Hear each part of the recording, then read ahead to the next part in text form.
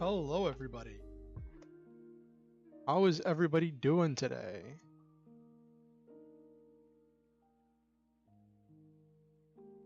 Let's let people know that the stream is live.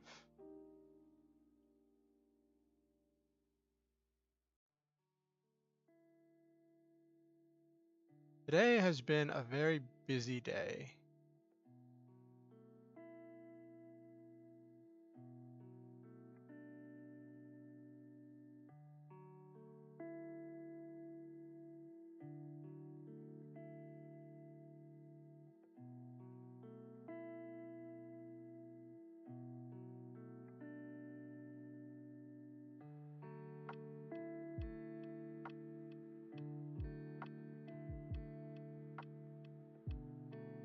Okay.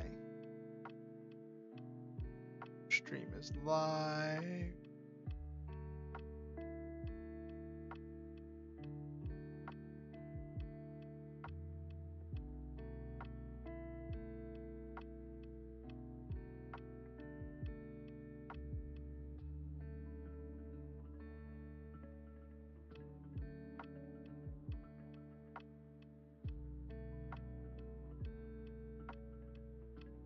I just put the link in there a second time just in case people need it. So now I'll let that go. Hey, Nabiru, good to see you. Good to see you. How are you doing today, Nabiru?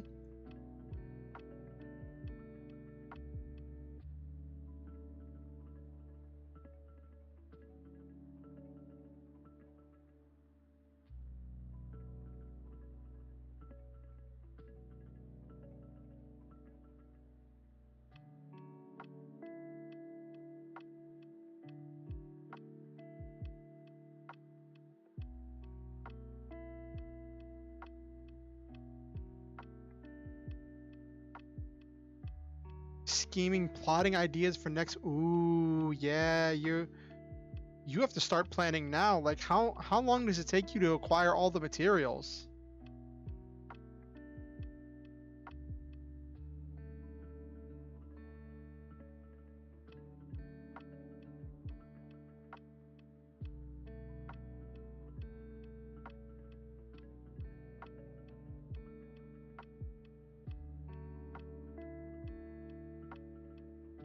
Hello.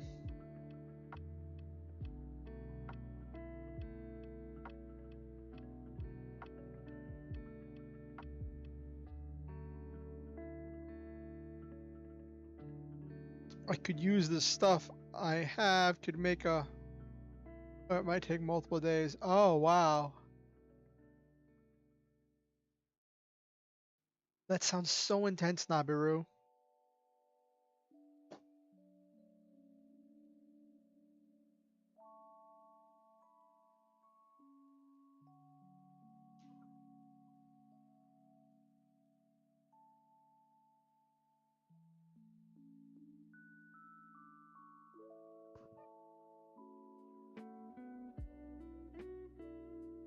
Took you about a week?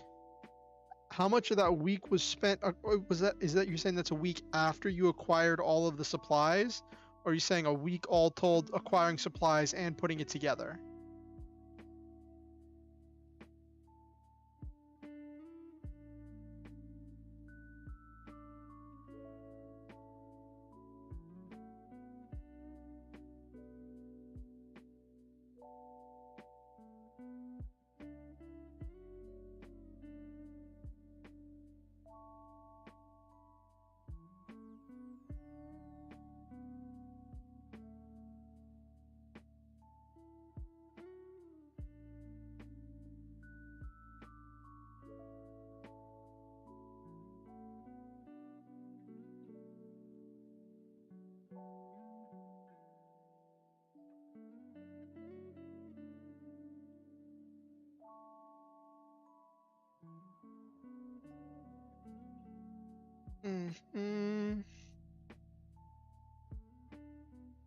Supplies, researching the right way of doing things, putting it together, but it was worth it that year to see their face. Yeah, I bet. I bet, Nabiru.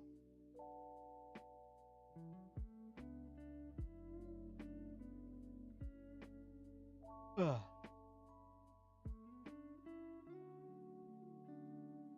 Oh my gosh, my day. So yesterday, right, I was feeling really sore and kind of icky. And I have multiple sets of headphones because of my sensory disorder, it can be very comforting for me to have something in my ears. So I have a wireless pair of earbuds that I sleep with, so that way I don't get caught up in the wires. But then I usually have like some music from what's that YouTube channel, Yellow Brick Cinema. I'm like a hardcore fan of their sleep things they have on live stations, so you don't get ads and stuff. Um, so I sleep with that in my ears, but then the battery for that normally dies around the time when I wake up. And the battery for because I have a cheap pair of earbuds, they were like 20 bucks. Yeah, yeah, it's not uncommon, I don't think, but I have a cheap, and I mean cheap, pair of earbuds. Uh, so the battery life on them is going down. The case doesn't charge them anymore. I have to plug it in order to charge them. But that's fine because I just use it for at night, right? And I have a wired pair of headphones, a wired pair of earbuds that I use for around the day, for during the day around the house usage, right? Or if I'm taking a nap, because I don't roll around as much if I'm taking a nap. I don't roll around that much at all, actually, when I sleep. So I could probably get away with the wired ones, but I don't want to take a chance. And I also have another set of wireless earphones, but these ones aren't like separate buds, they're connected together. And they use a different charger than everything else, so I don't use them very often. So I have these multiple earphones, right? And yesterday, I was like, because I took off my sweatpants while I was sleeping because it was too hot. And I didn't want to lose my wired earphones. I took them out of my pocket and I put them on the windowsill by my bed. But then when I woke up this morning, not this morning, yesterday morning, I couldn't find them. So I searched behind the bed and I was like searching. I was like, did I lose these again? And so I was looking all over the place and I was retracing my steps. I couldn't find them. And my roommate came back last night from work and was like, yeah, do you remember I told you I took your earphones? And I was like, no, maybe you told me, but I have no recollection. Now I have a vested interest in keeping the peace, right? But like, I know that if I told him I need my earphones, he would have given them back to me. But he said the thing is he lost his earphones. And like, I know what that's like whenever you lose your stuff. He has this expensive pair of earphones with this really big charging case. And he asked me to look around for him today. So he was like, can you look around for him? And I was like, you know what? I'll let you use my earphones. And I'll look around for yours today. So I was looking around. I ended up cleaning up a little bit while I was looking. I don't know. The only cats around here are wild feral cats. But I looked all of the places where he suggested to look. So I had the flashlight on my phone and everything. I found a bunch of trash and some dirty dishes, but no earphones. So I'm gonna have to tell him tonight when he comes back, like, hey, I kind of need my wired headphones for like in the morning whenever my wireless ones die.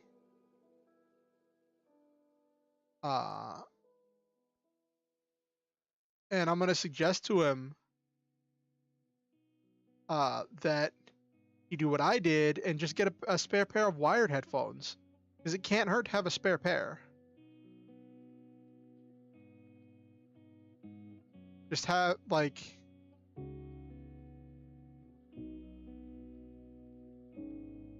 it cannot hurt to have a spare pair.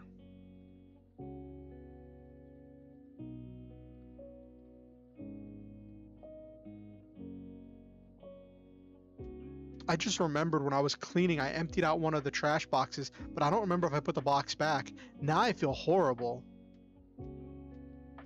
Oh no. So there's a little box that is used for organizing trash, and I'd emptied it, but I think I forgot to put it back. Oh my gosh. Now that I'm thinking about it, now that's gonna bug me.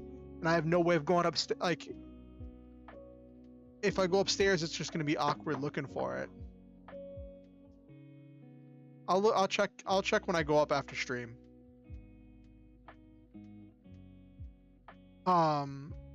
So that was a lot of my day. And then whenever I finally came downstairs, yeah, well, the ones I got, I'd spent my wireless earphones, I spent like, I think it was like 15 or 16 bucks getting a decent pair because I didn't want them to fall apart easily. But I wasn't spending like $20-$30 on them. Because I knew that they're wired headphones. The cable's gonna get stretched at some point. It's gonna happen. It's just I don't have the resources to get them repaired, and I do not have the mental energy to send them in for warranty repairs. I got skull candies, and so that's what I got for that. And like, yeah, just gonna tell. And yeah, they are a good brand. They're not expensive, but they're pretty good quality. And yeah, so I dealt with all that. But now it's gonna bug me because I just realized I forgot to put that box back. Took out the garbage, but I forgot to put the box back.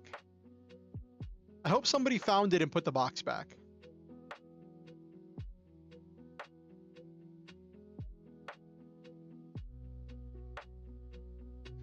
But anyway, sorry, I got distracted.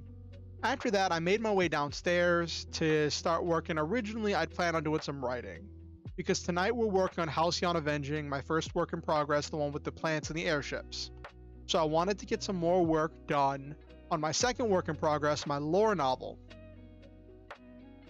which I still don't have a title for yet. But then I got distracted. I saw someone on Twitter talking about like sharing their Tumblr, so I was like, oh, I'll follow somebody else's Tumblr so that way I can be active on I can start building up a backup in case Twitter burns to the ground, right? And then I was reading their page and I was like, oh, that gives me some ideas for updating mine. Not like copying, but like I hadn't even thought of changing that feature. I didn't even thought about putting descriptions and stuff on my Tumblr. So I like updated my Tumblr, and then I decided, and then it took me, this is gonna sound really goofy. I'm gonna sound like a boomer for a second, right? But it took me like 5 minutes to figure out how to post on Tumblr. I'm looking all around there. I'm seeing how to respond to posts, how to reblog, how to view blogs, how to search, how to add tags. I'm seeing all this stuff, but I could not find the button for writing a post. I did eventually find it. I did eventually find it, but it was funny. So I did a self-introduction post on Tumblr, just like, you know, boom, self-introduction. And that was cool. But then I was reading the self-introduction, I was like, you know, I need to make a new intro video for my YouTube. So I should probably do that.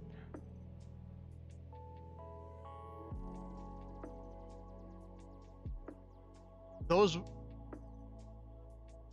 I remember Doritos 3Ds. I never had them, but I remember them, and I remember they came in those cans. I think I do. I think I remember them coming in cans.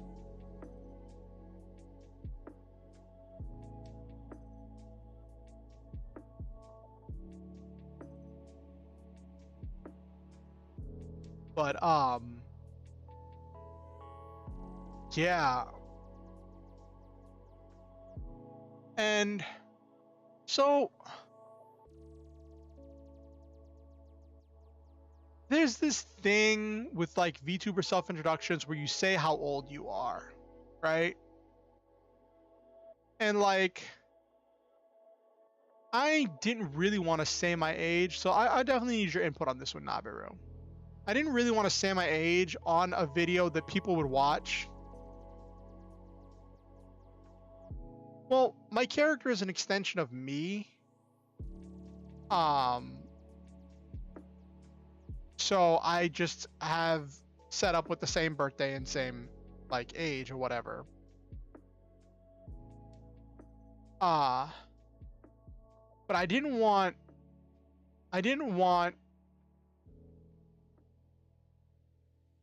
that's true. But I didn't want to avoid talking about age.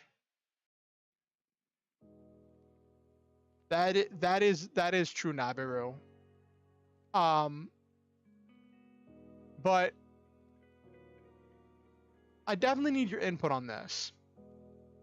I described myself as middle-aged because I'm close to middle-aged. I'm not quite middle-aged, but I'm close. So I'm 34. So like average lifespan's between 75 and 80. So I'm like, that's pretty close to middle age. Normally people start saying they're middle aged around their like late 30s, early 40s. But I'm like, I'm pretty close, and I'm close enough that I felt like I was comfortable saying that in the introduction.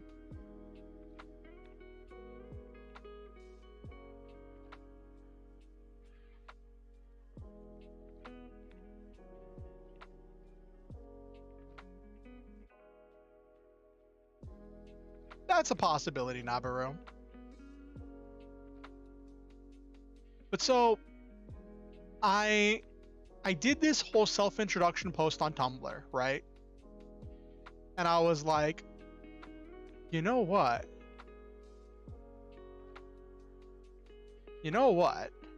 My brain started thinking, I need to make a new introduction post for my YouTube. I need to make a new introductory video for my YouTube that'll be on the front page of my YouTube and the first thing people see whenever they roll up, whenever they click on my link.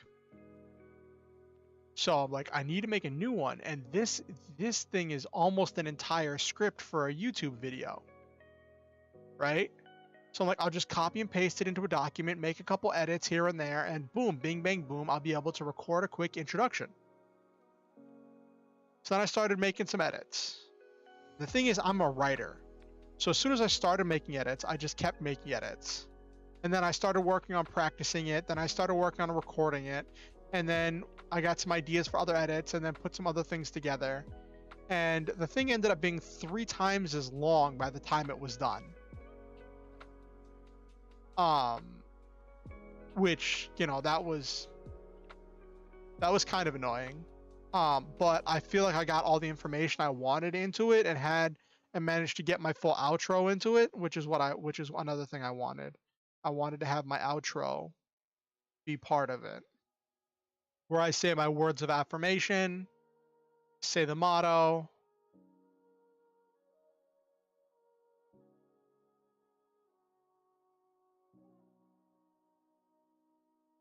No, not like that. I'm not like that. Like an intro video for my YouTube. If you click on my YouTube, well, actually, it won't show now because I'm streaming. But on the top of my YouTube page, my YouTube channel, if I'm not streaming, it'll start playing a video as soon as you click on the page, and then that's the video I wanted to make. Just a quick intro. It ended up being like 3 minutes and change. 3 minutes and 5 seconds. And then, as I was trying to record it, OBS kept freezing. So in OBS, that's the open broadcaster software, the software I use for streaming and recording. I have two different profiles. One that has all of my scenes and all of my stuff for when I'm streaming, and another one for when I'm recording. And I realized I hadn't updated any of my recording ones, so I was flipping back and forth between the two of them in order to verify my settings, and then put the settings from the stream settings into the recording settings. But then OBS started freezing every time I tried to switch over. And I tried it multiple times. I tried it like twice. And it wouldn't switch over. So I was like, okay, I guess we're here now. So I had to sorry. So I had to create the scene. I had to create a new scene that just had the pieces I need and rearrange everything and re-record everything from scratch. It was kind of annoying because I was like halfway through. And I did minimal editing on that video. Like minimal editing, because editing is just arguably one of the banes of my existence. I can do it, I just don't like it.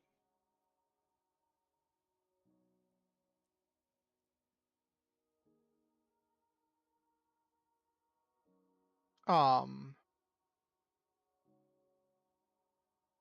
yeah, that was something.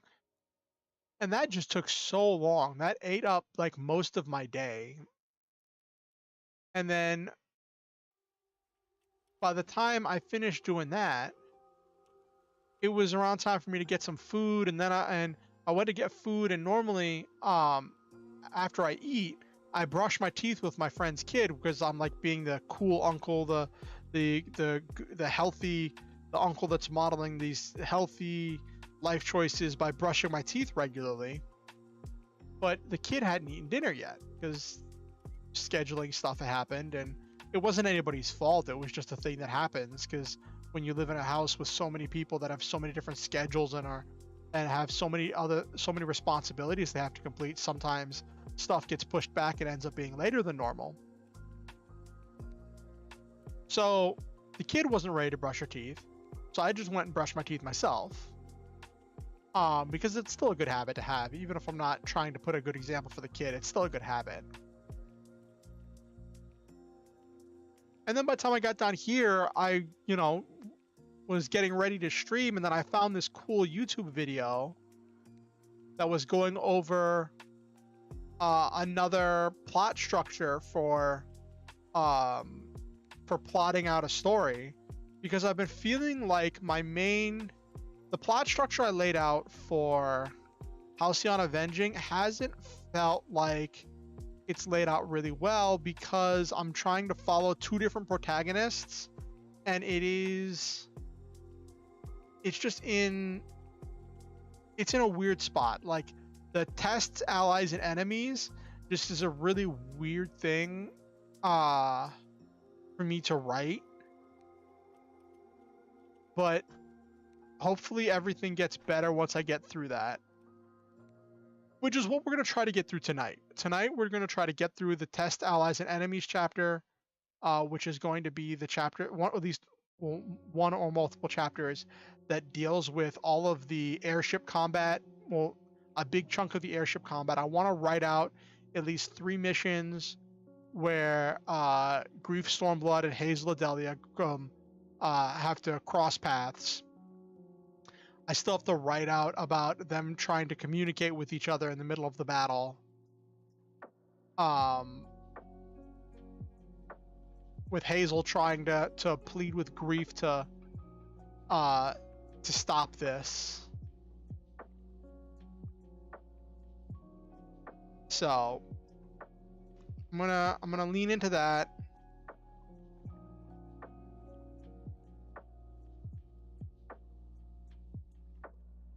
Oh my gosh. No, I'm not doing a multi-year time skip, Nabiru.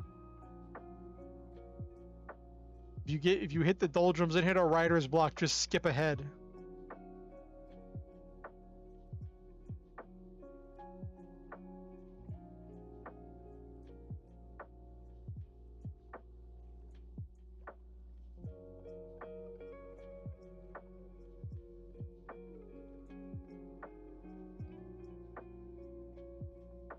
Also, I got a call from my doctor's office today.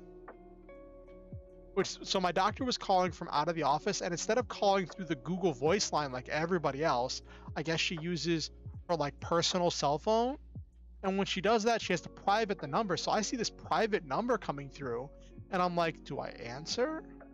Then there was something in the back of my brain like, maybe this might be important. I feel like this might be important. And then as soon as it happened, I remembered she's done this before, where it said private number, and it was my doctor. And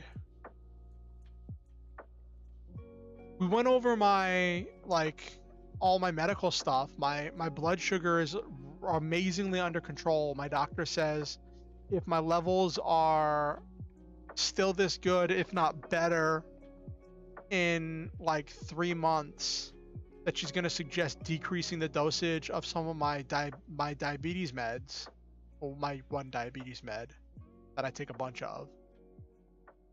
So that's cool. That's great. That's exciting. And also my cholesterol is under control, which is great because I have a naturally extremely high amount of cholesterol.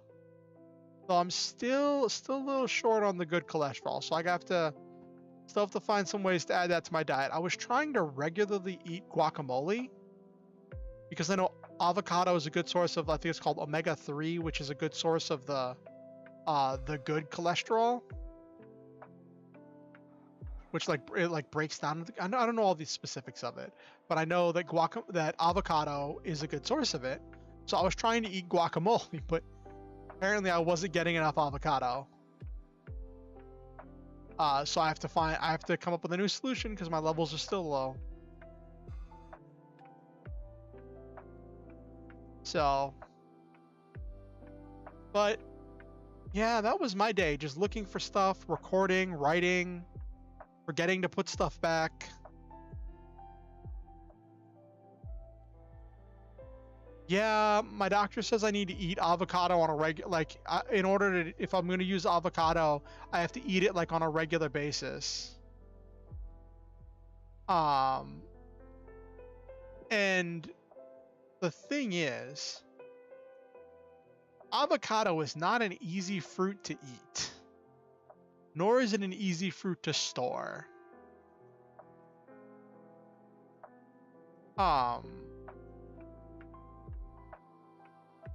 Because you have to catch it right when it's ripe.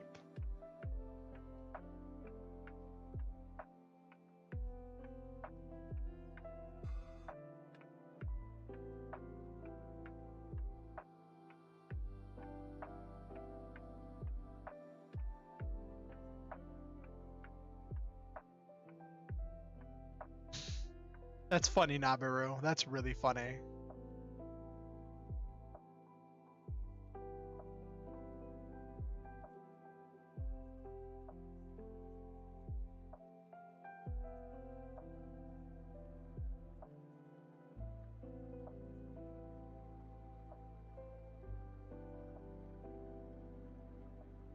Guhuak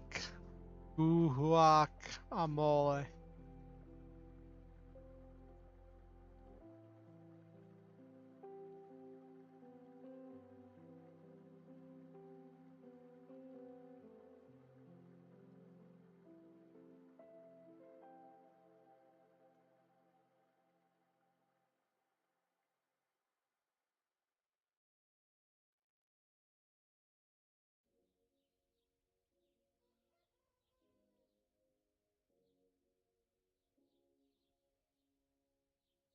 That is an interesting way to spell it. Grammarly doesn't help in chat. Oh no, Nabiru. I've heard people talk about using Grammarly in order to help with with editing things. Is Grammarly like how much does it cost for Grammarly? Or is there a free version?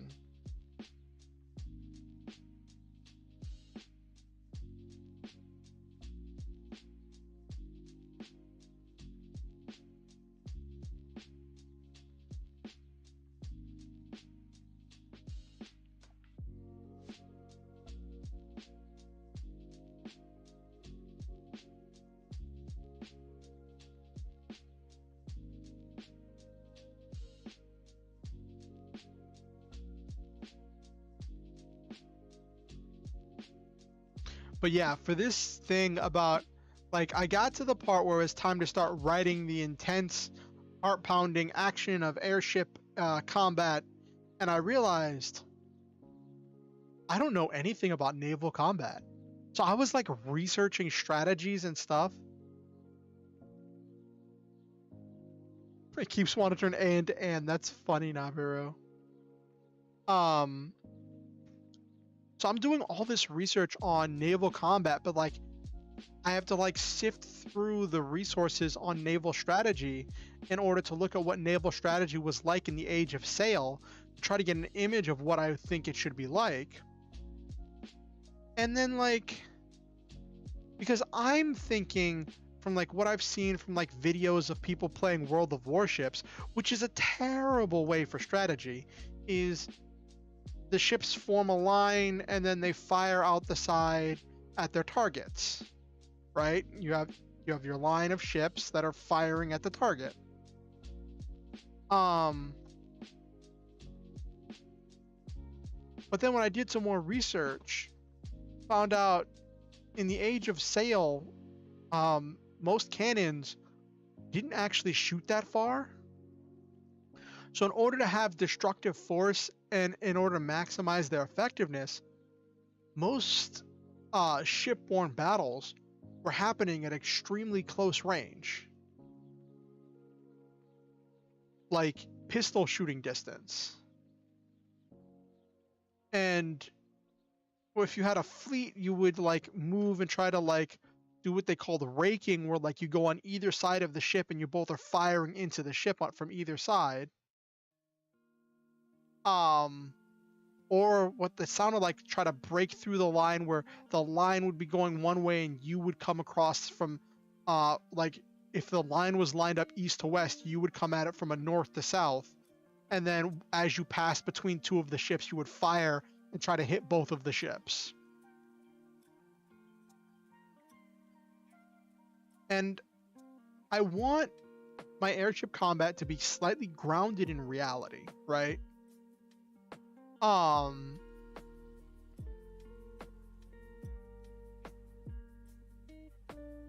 Yes, the old board game Battleship, but I don't want to be completely constrained by it.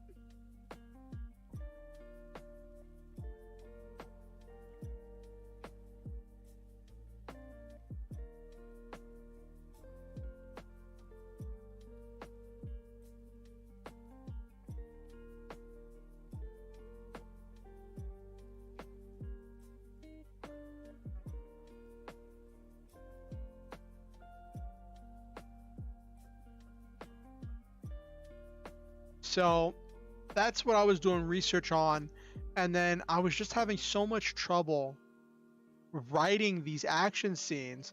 Like now it's kind of tempting to just do the tell don't show thing, where I just tell that the battles happen instead of trying to show them happening.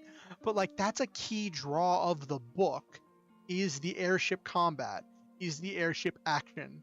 So we have spent so much time doing these boardroom negotiations and heavily describing all of this political intrigue and political maneuvering. And I want to give that same energy to this airship combat. And I want to, now I know a lot of the stuff I put into the boardroom stuff is going to get cut in the second draft. A lot of that's getting trimmed out, and I accept that. But I'm just trying to get through this first draft right now.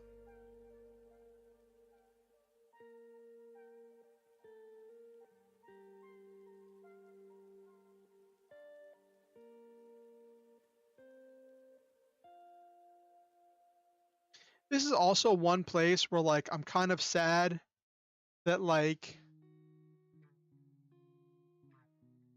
not sad, I guess disappointed with streaming on YouTube versus streaming on Twitch because if I stream on YouTube, my video can get copyright claimed by another YouTube creator if I watch their video in my stream, right? It's a slim chance, but it's still a possibility. And the automated system might pick it up if like whatever, right? But like if I was on Twitch, that would be just par for the course. I could just watch videos on plotting. I could just have an episode where we just watch lots of YouTube videos and react to YouTube videos about writing plots for novels. But that is one discomfort for all of the other things that I really like about being on YouTube. So it's kind of like not everything's, it's not going to be perfect all the time, you know?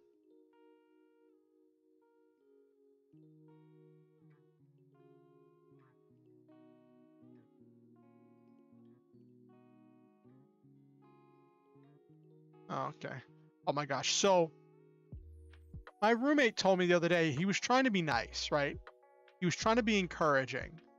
And I know he was trying to be encouraging because he is a good person. As much as he might get on my nerves sometimes. He is a good person. Who with a good heart. And he tries really hard to help me, right? And I told him about National Novel Writer Month and how I'm challenging myself to get a lot of writing done this month and how I'm trying to be really productive. And I explained to him that I'm writing a novel. And he said, I want to read it when you're done. And like on paper, right? That sounds like a very encouraging, friendly thing to say. Saying to someone that I want to read your writing. I want to see and experience your hard work. Sounds really, really encouraging. But as a writer, the thought of another person reading my first draft before I've had a chance to edit it into something legible is terrifying. This will need extensive edits before I'm ready to show it to anybody else besides chat. Besides you all in chat. But it's this weird thing because like you all are watching me write it, but I'm still, it's still different. It's still just different.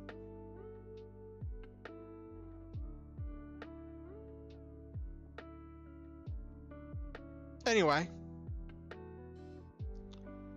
let's get on with it. It's about time to get to some writing. You ready, Nabaru? Let me just add something. I want to do a little bit of branding here. So we're gonna go and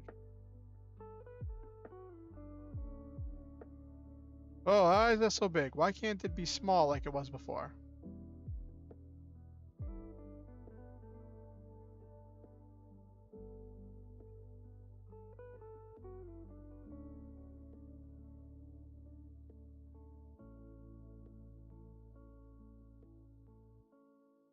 There we go.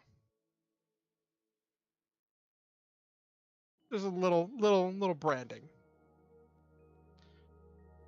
All right, so now let's see how many words we're up to so I can update the word counter.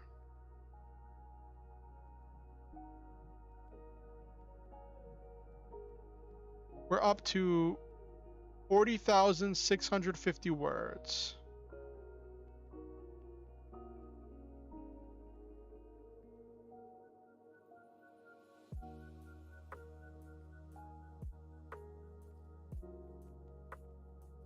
Nope.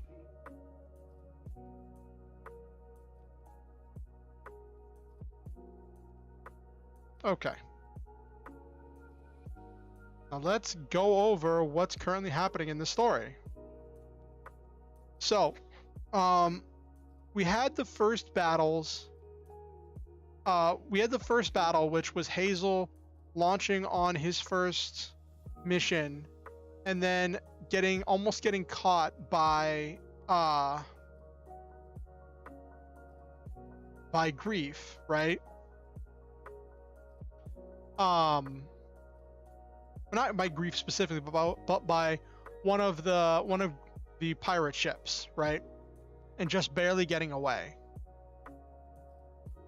And then in the next chapter, we jump over to following Grief, as Grief is waiting and laying a trap for Hazel. But then it gets revealed that Grief thought that she was at the right, like she thought that she was at the facility that was crucial to the development of the bomb. He thought she was at the facility that was absolutely crucial to the development. But then she found out, well, she was able to successfully stop an attack on it. But after stopping the attack, got word that another facility in another area had been hit. And that one had been destroyed. And their informant said, yeah, we didn't know if you were trustworthy, so we lied to you about which facility is true. The one they hit was actually the one you should have been guarding. So this is Grief not being outmaneuvered by like Hazel being smarter, but by not being trusted by her allies.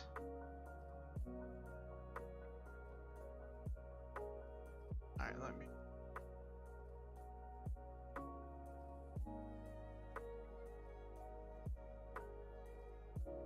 Need to be able to see chat in case anybody comes in. Also, so I can always keep up with the great Nabiru. So this next part, Grief is going to be interrogating the captain of one of the ships that was a decoy in order to allow Hazel's ship to hit the real target. But I don't want to spend too much time on this because I realized I spent a lot of time on dialogue before, and I want this to be more fast-paced. So I want there to be more action.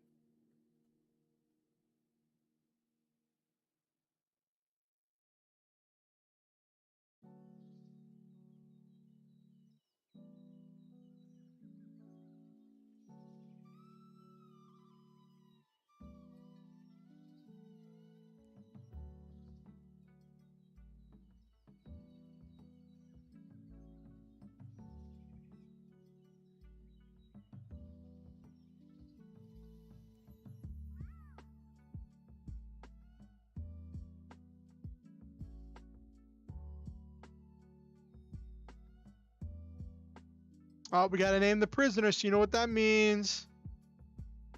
Nabiru, since you're the one who's here, you get to be the one to pick the numbers. Anybody else who's here is welcome to suggest any numbers as well.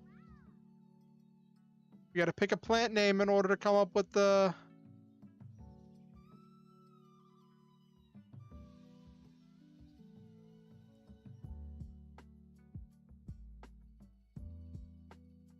Gotta pick a plant name in order to come up with the name of the ship captain.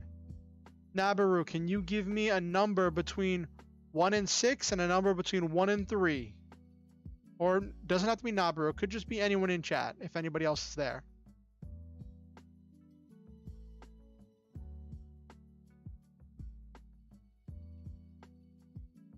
3, 4. Okay. Yep, it's a name rule. Gotta have that pattern. So 1, 2, 3, 4. Candy O Roses. What in the world? What in the world?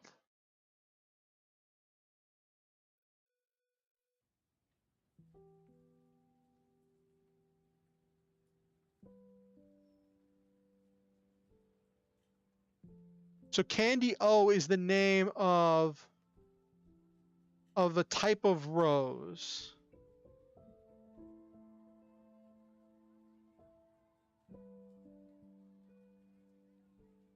All right, so this character's name is going to be Candy.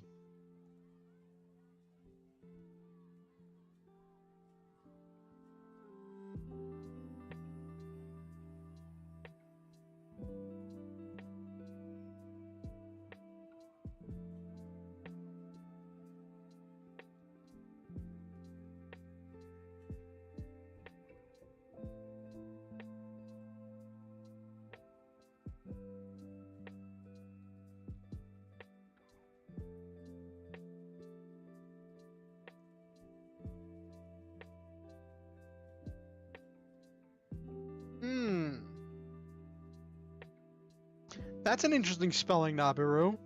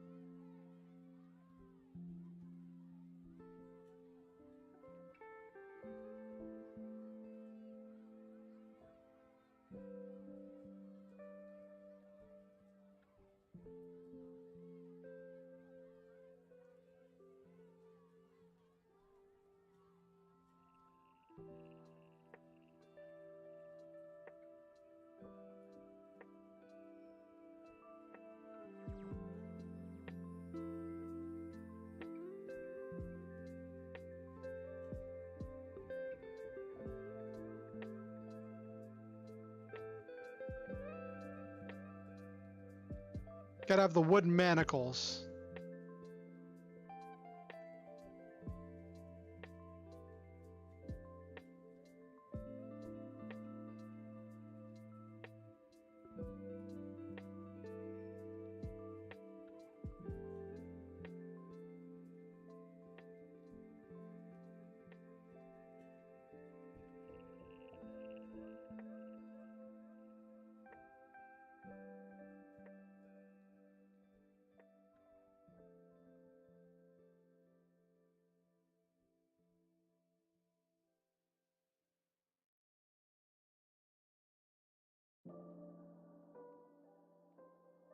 Hey Silva, yeah, I need to get a lurk command. That's another thing I need to do. I need to get a lurk command set up. But I see you lurking and I appreciate your lurk, Silva.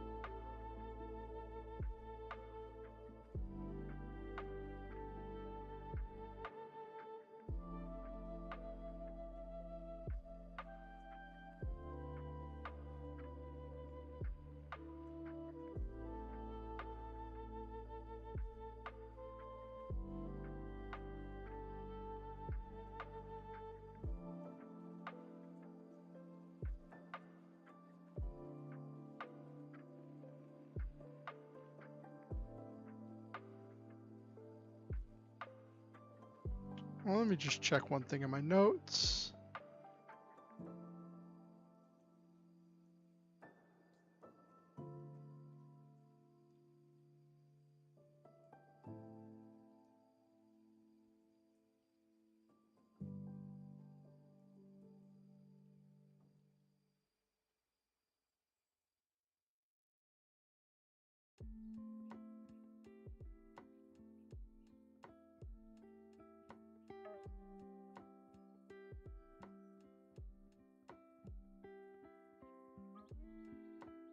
Okay, yeah, I did put that note on there. Okay.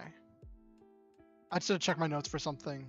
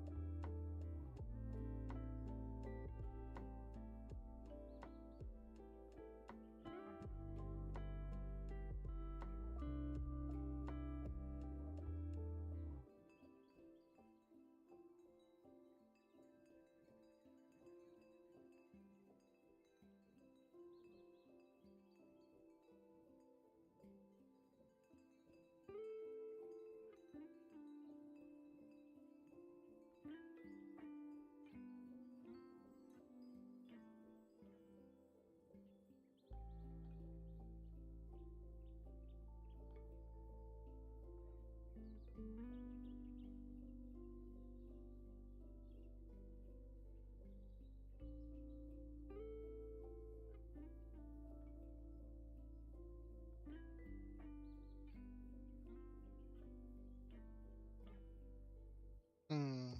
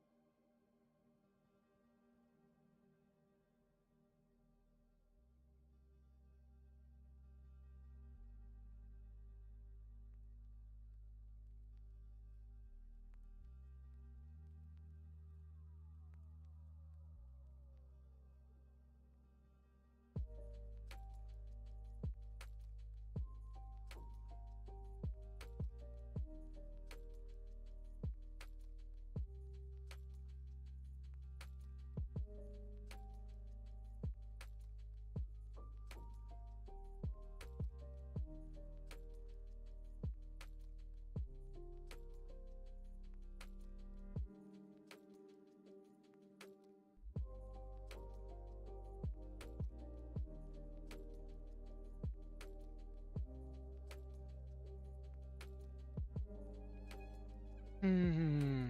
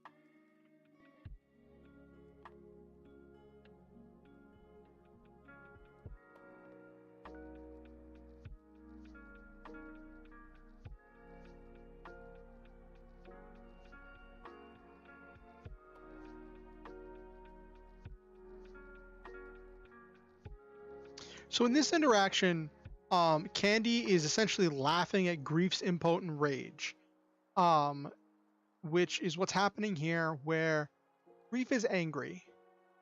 Her allies have lied to her, and that led to her being vastly outmaneuvered. And now she's trying to interrogate.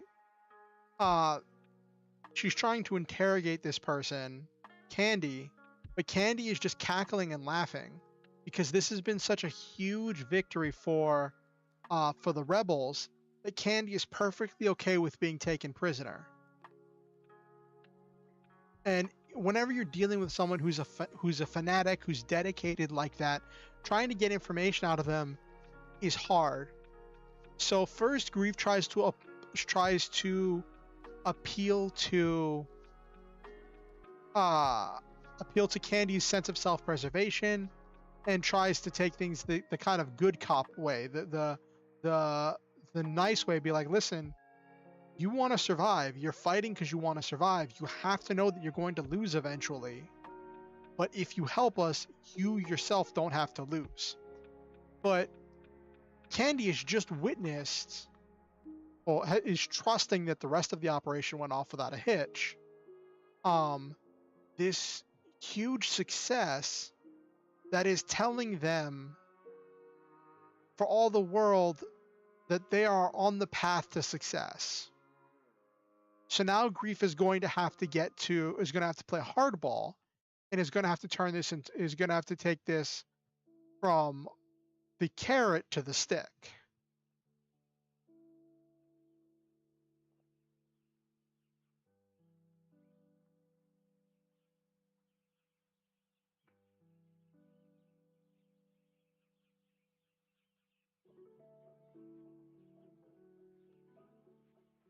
Mm-hmm.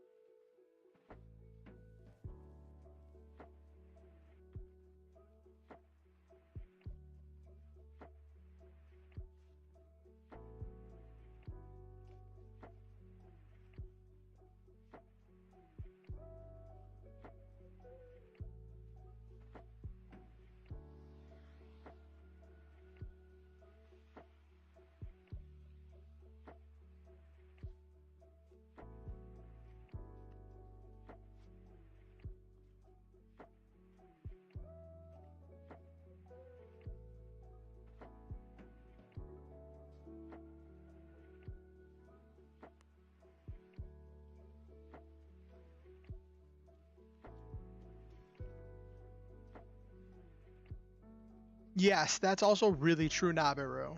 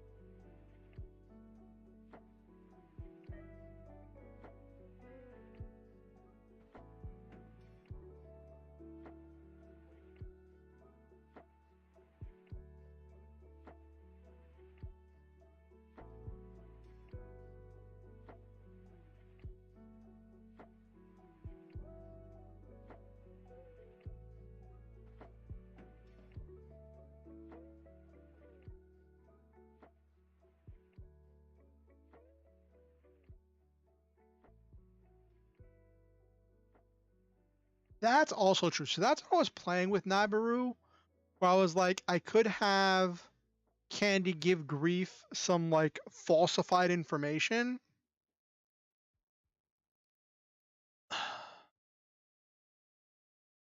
But I want this also to serve as an introduction where Grief starts to learn about Hazel. Because I want the two to eventually start interacting with each other over the course of this chapter and the next chapter.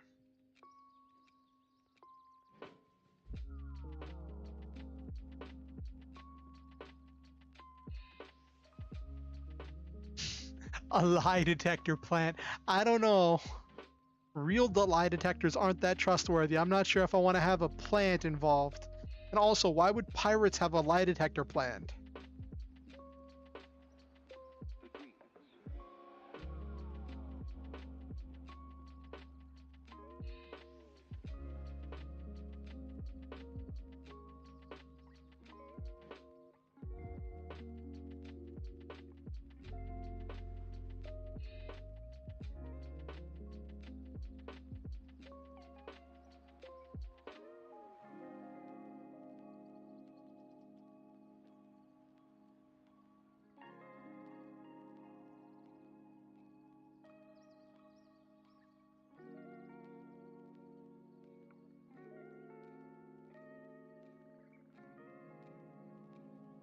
Oh, really? Was there a show that had a lie detector plant?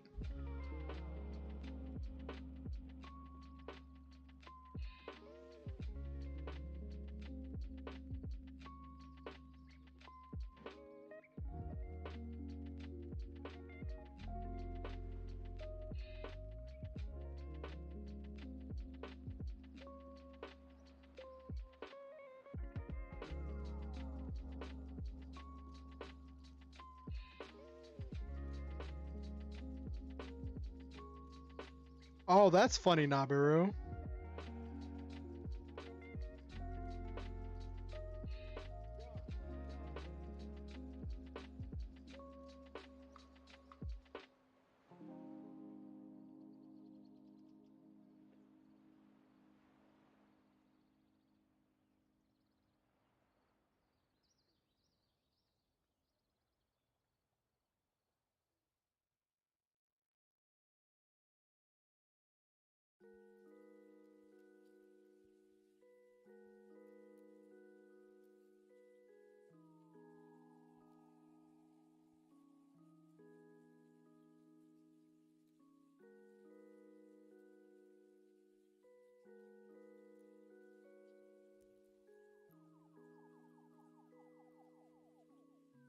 Ooh, I just thought of something. Hold on, I gotta make a note of something real quick.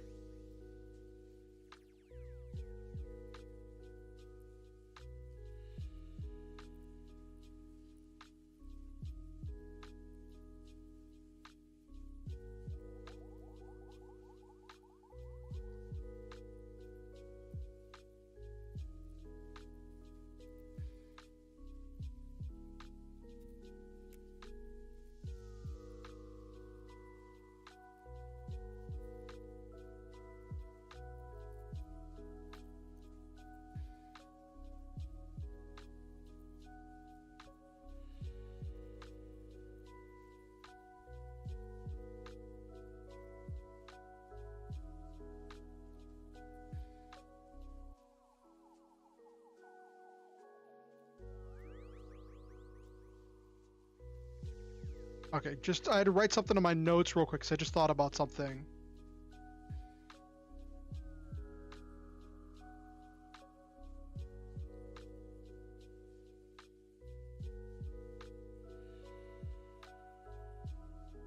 There we go. Cool. Got something in my notes.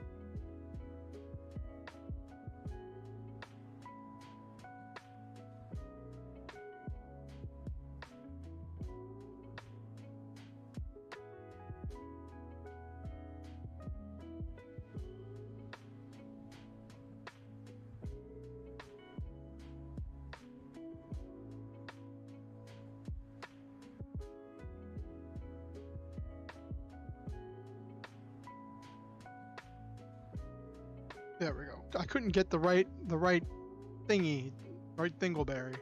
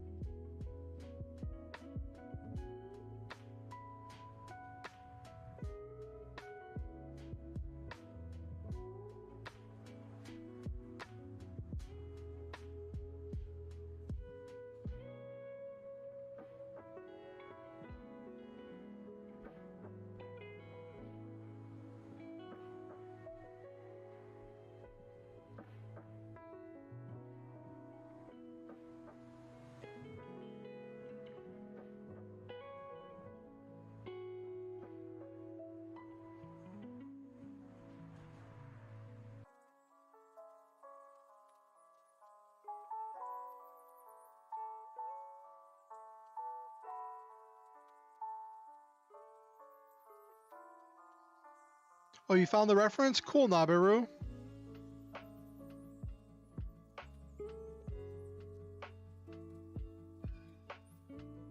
Yu Yu Hakusho had the death plant death tree. It can smell when you're lying. It makes it want to eat you more. Oh, that's funny. Each branch of this tree had a mouth, and each mouth has saliva that will melt your bones in under a minute. Yet the pain will make it seem like each second will seem like an eternity. That's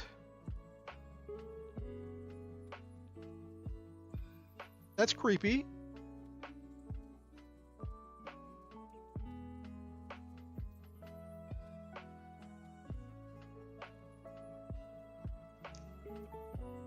That's Kurama's line to his enemy. That's creepy.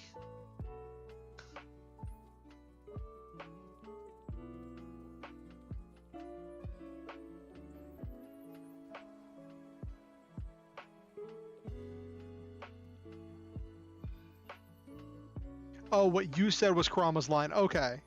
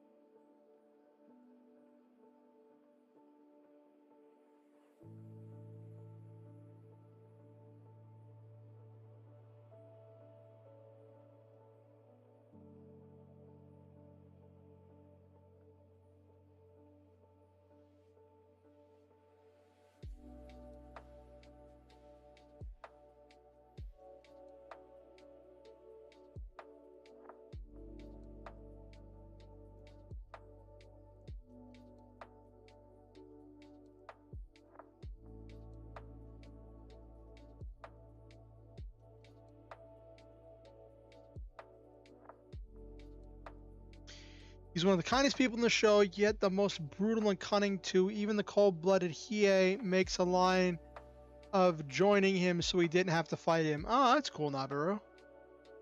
I watched some Yu Yu Hakusho as a kid, but I never saw it all the way through. I wasn't super drawn into it. Like,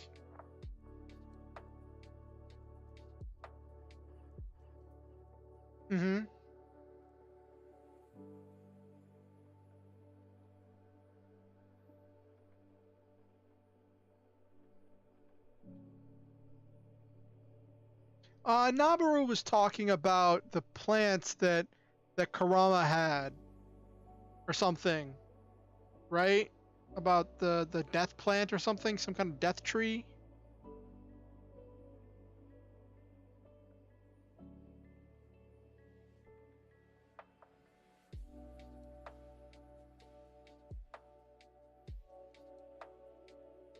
Mm-hmm.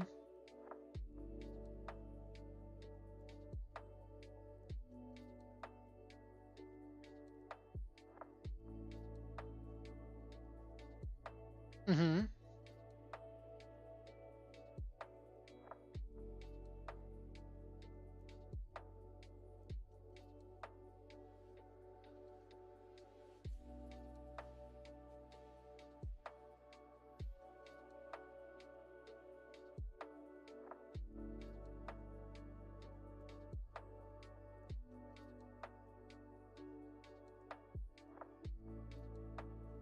Yeah, that's also true.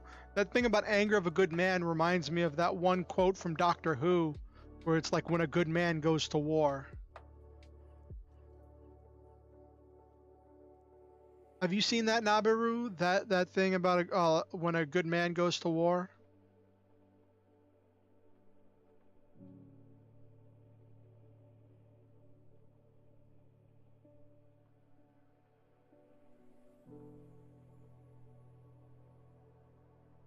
How many words have we got so far? I think we got a good bit of words in so far, which is good. Oh, almost 600. That's good. That's a good start.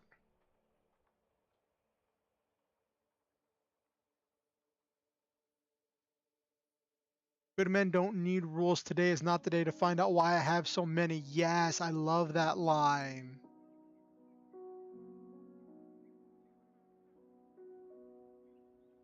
I almost deleted everything. I was about to press backspace, but I realized I had everything selected and that would have deleted all of the writing so far today. That would have been terrifying.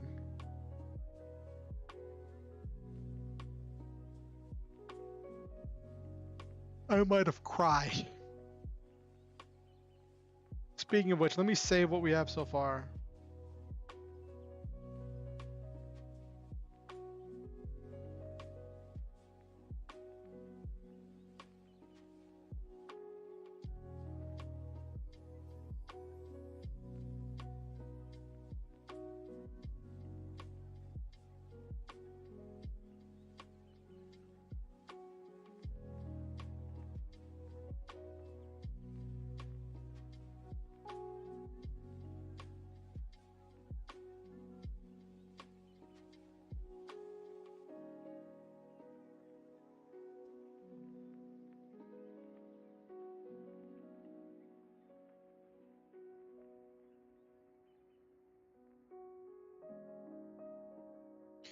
Think because she's dead, I am weak, then you understand very little. If you were trying, if you were any part of killing her, you're not afraid, then you understand nothing at all. So for your own sake, understand this. I'm the doctor. I'm coming to find you, and I will never stop. Yeah, yep, yeah. That was when what's her name? Wasn't that when Clara died?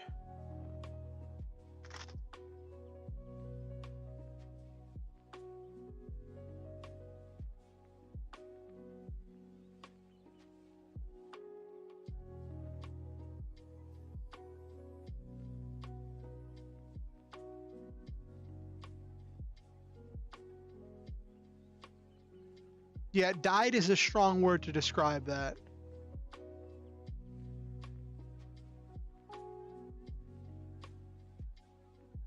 Yeah, died is a strong word to describe what Clara did.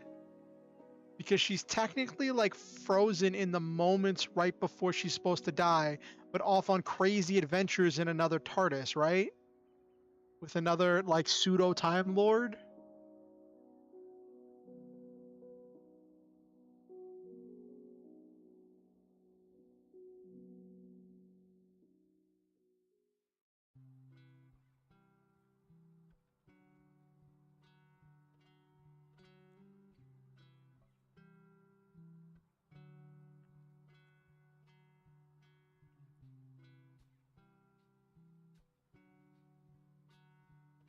Yes, that's it.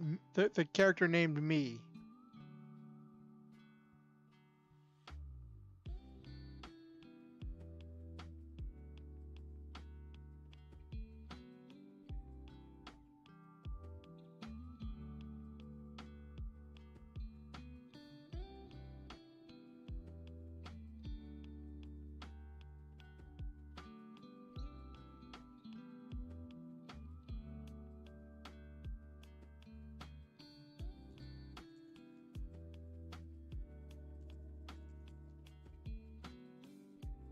Fury of the Time Lord. That's when. Uh, yeah, that's when the 10th Doctor dealt with those things that he was trying to run from them and let them die of old age. But they wouldn't let him be, so then he had to punish them, and he punished them all with giving them all eternal life, but in horrible kinds of ways, where they are all living forever, which is what they wanted, but in just horrible, torturous kinds of ways.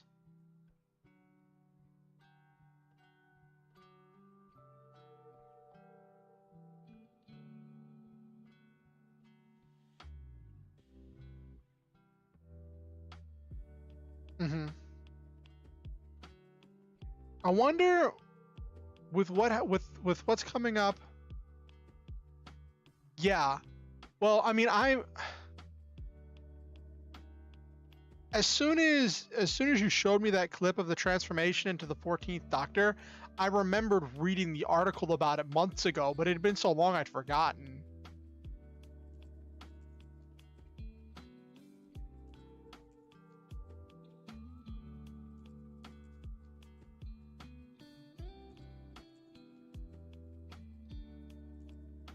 I know these teeth, yeah.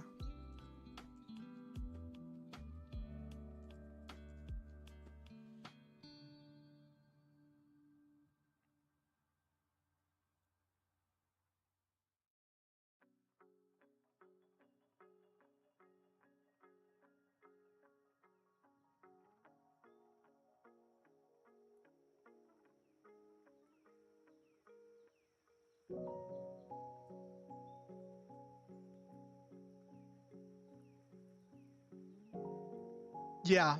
Well, yeah, Peter's Doctor and River are definitely heartbreaking.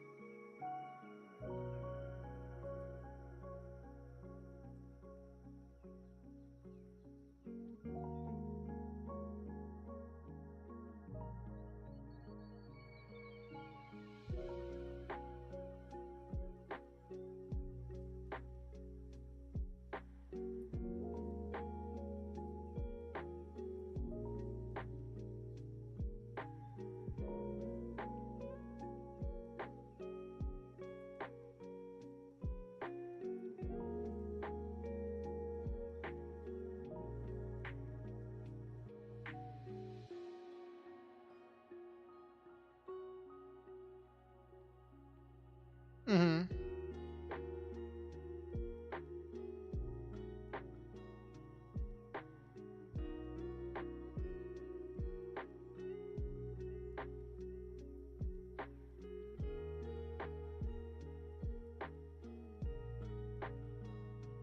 Robo Santa's killing an alien using a small orange to knock him off. Oh my gosh.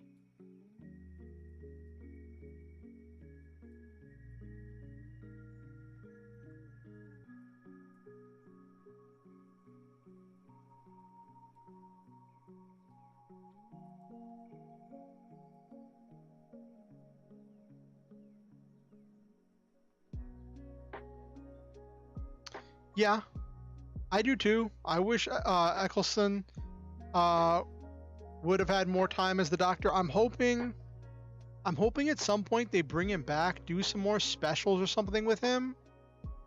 Um, because I think he had this powerful energy about him.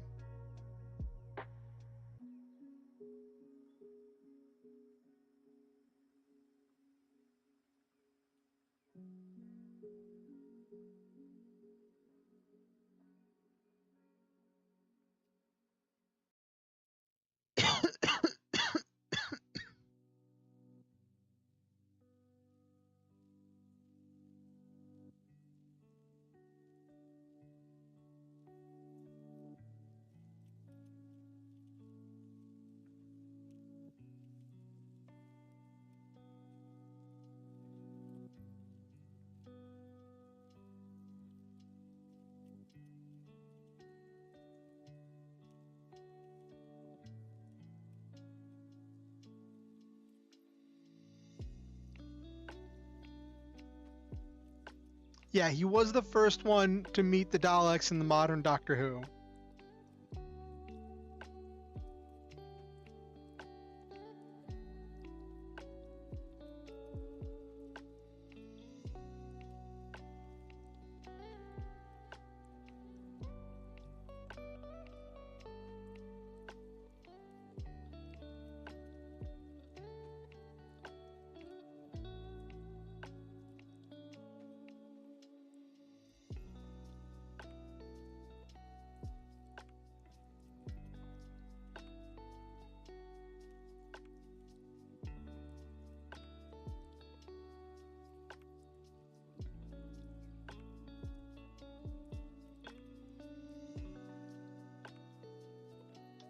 I can understand that. I know. I remember I saw an interview where he was talking about it, and he said it was a thing where, like, he had a disagreement. I don't know what the disagreement was about. He said he had a disagreement with one of the, I think it was the production staff, but he said that, like, because the person he had a disagreement with wasn't there, wasn't part of the interview, he wasn't going to badmouth that person when they weren't there to defend themselves. So, and that's all he's kind of ever said about it.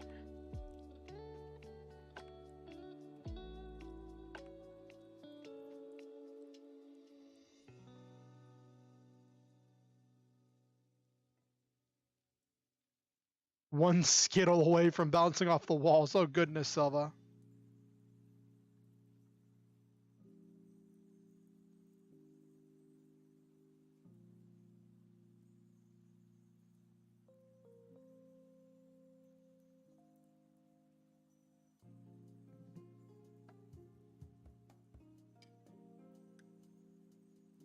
Hmm.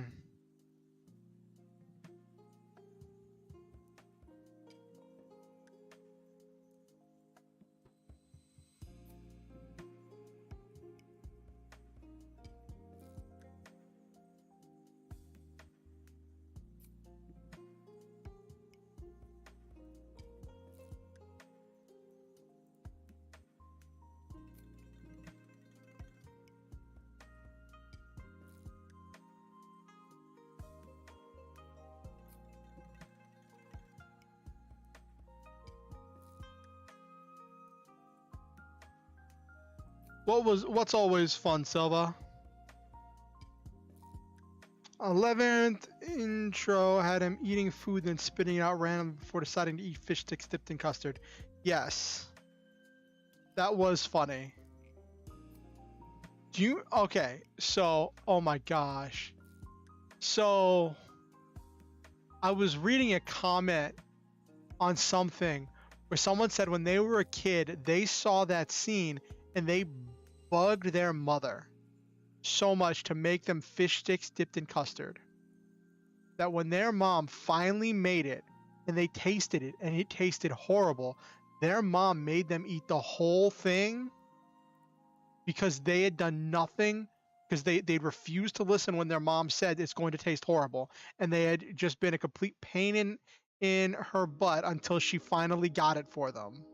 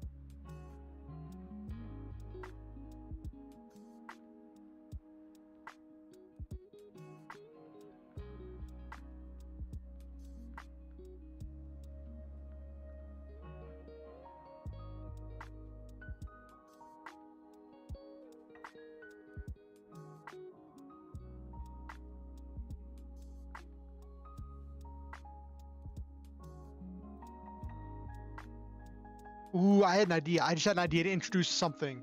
A MacGuffin.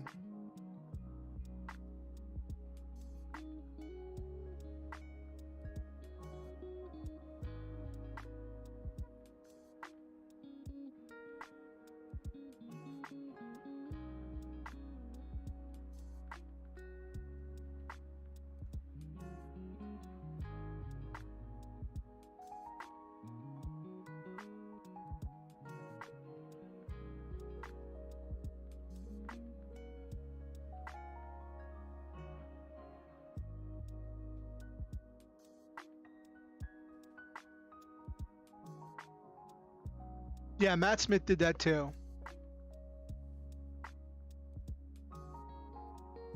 I think that's what Silva was referring to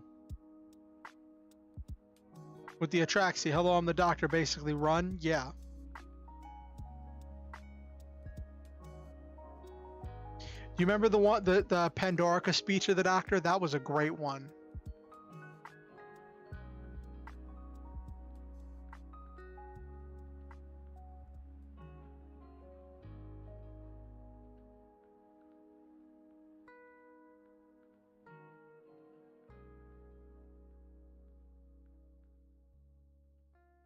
Mm-hmm.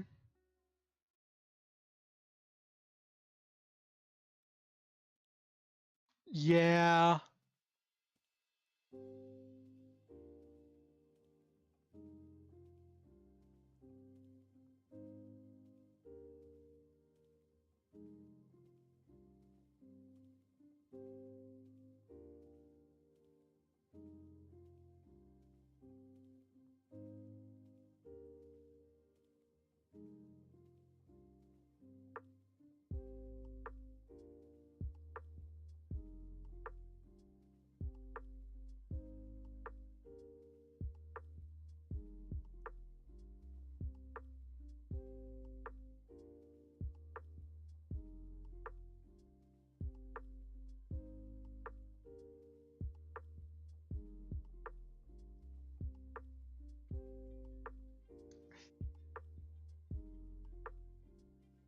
Yes, the Pandorica definitely does not make sense.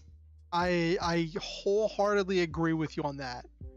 But like, it gave us Rory, the Roman, the last Centurion, for all the craziness that was the Pandorica. Like, it gave us a 3,000-year-old Rory.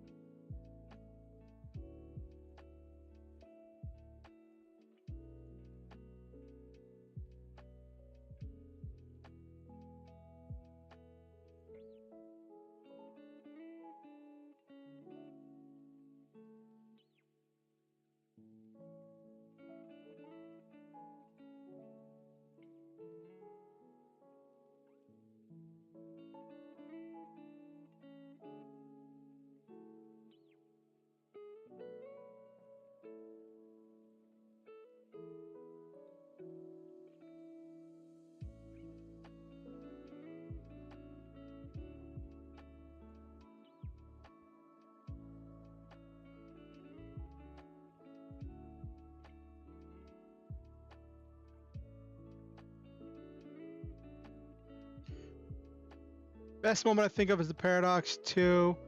Doctor can't stand being around himself when 3 doctors all had to share the screen and talk to each other. Yes.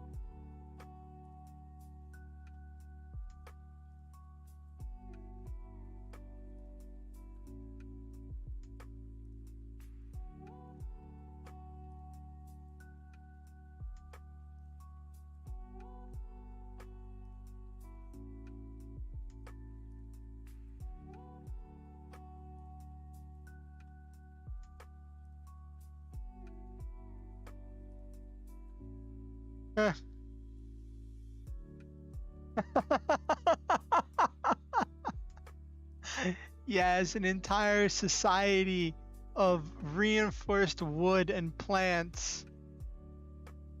Does the sonic screwdriver do anything to plants, or is it just wood?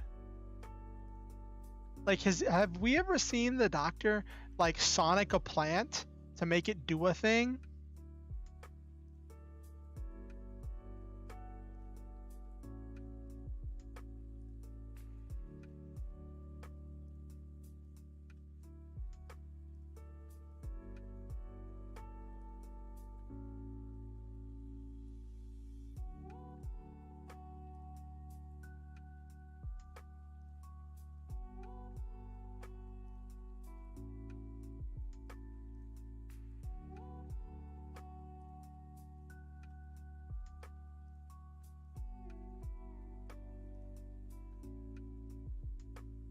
Sonic sunglasses?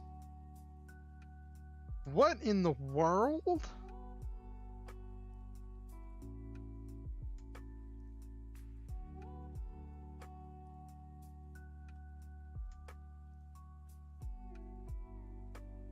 Oh, I didn't see the 12th Doctor.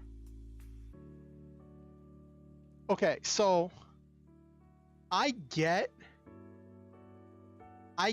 what they were. Wait, 12th Doctor was Peter Capaldi, right? I saw bits and pieces of him. I thought you were talking about the 13th Doctor. I didn't see any of her, but I didn't see any of Jodie. But Peter Capaldi, I saw a bit of. I saw like the first, I think it was like the first season with him, and then bits and pieces after that. Because he had, how many seasons did he have? Didn't he have like 3 or 4 seasons? 3? Okay. I know I saw the first one.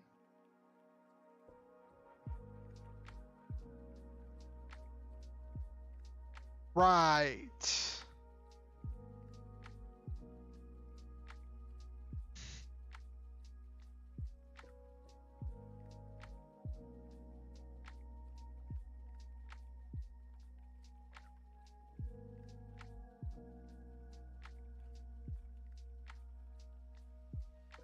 Mm-hmm.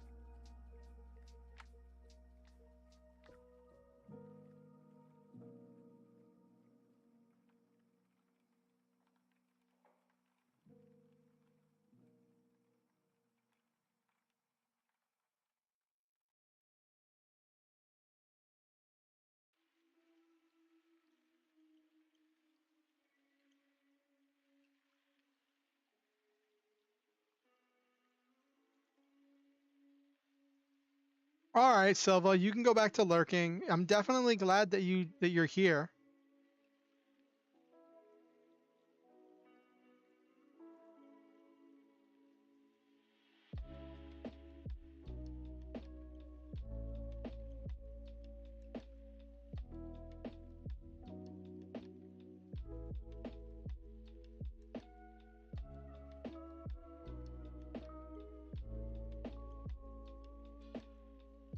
Ah, yes, Tenet saying I don't want to go. Do you know who the 14th Doctor is, Nabiru?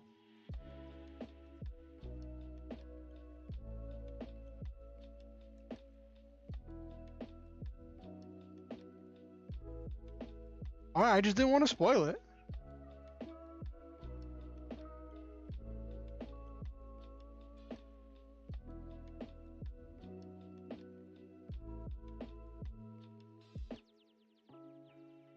Mm-hmm.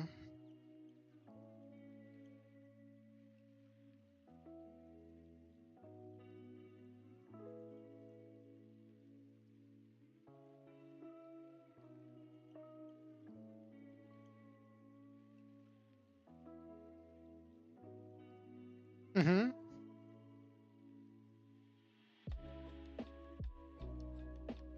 Yeah, I know bits and pieces about Jodie, about what happened. I know about some of the controversy.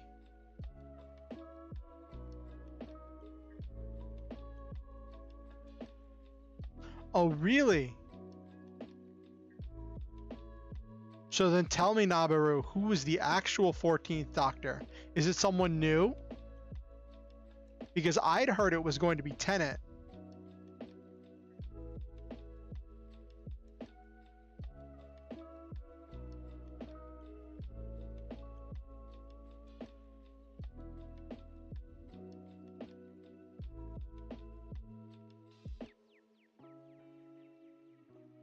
Like, do you...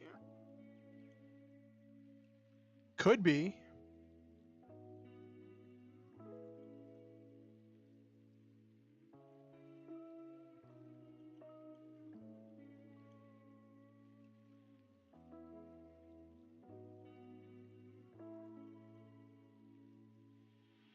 Mm-hmm. Hey, Goldfish, how are you doing? We were just talking about Doctor Who stuff while I'm working on getting some writing done. How much writing have I gotten done so far tonight? I'm trying to get some get moving forward with this story because I want to have. I want to push myself to get a lot of writing done this month because it is National Novel Writer Month. We're at almost 1,000 words for tonight, and we're still going strong.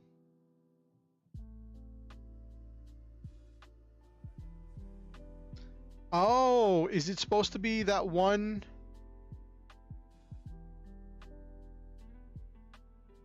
All right.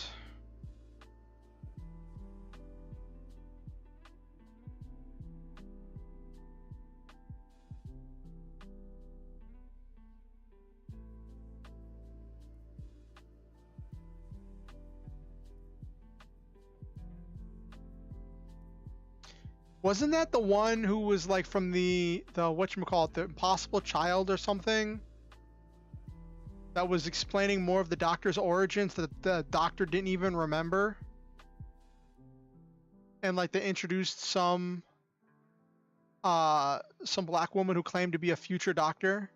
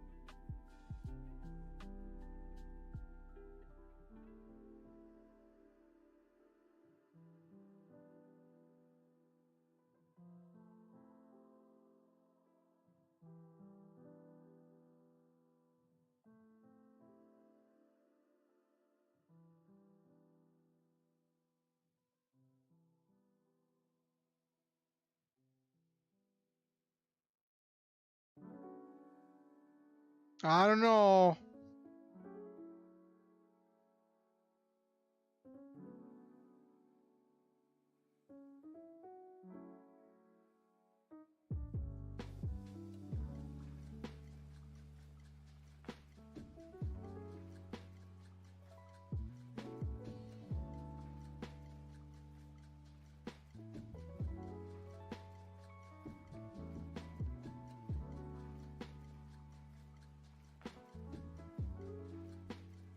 Oh, you're right. Hold on.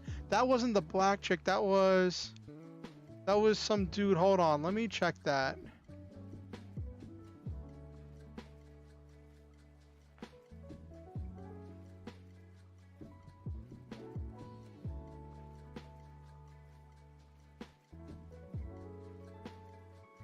Yeah. Okay, now I see you talking about. Yeah. That's gonna be cool. So it wasn't who I was thinking of. It wasn't the one from the Impossible Child. It was a different black actor.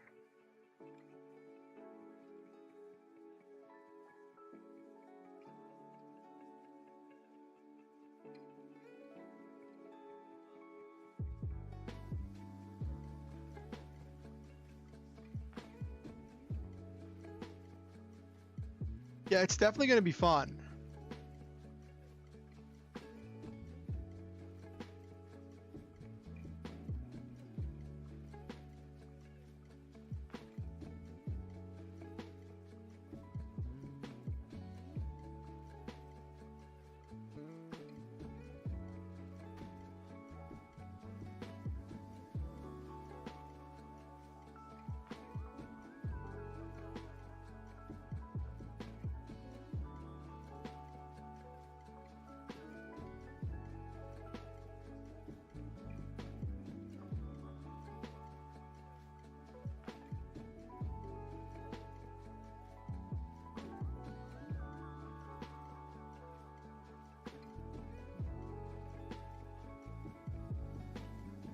I don't know. I don't know, Nabiru. I don't know how to address that because that's a very, I don't know.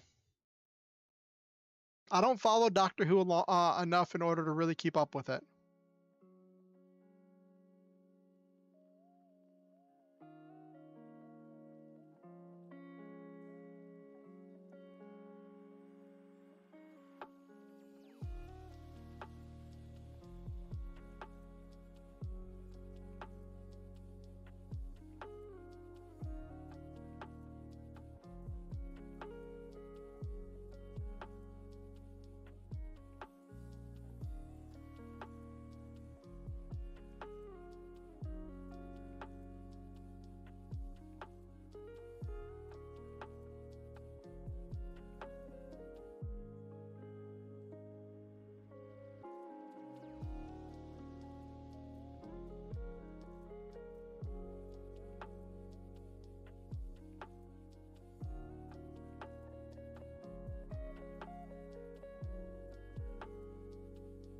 Arr.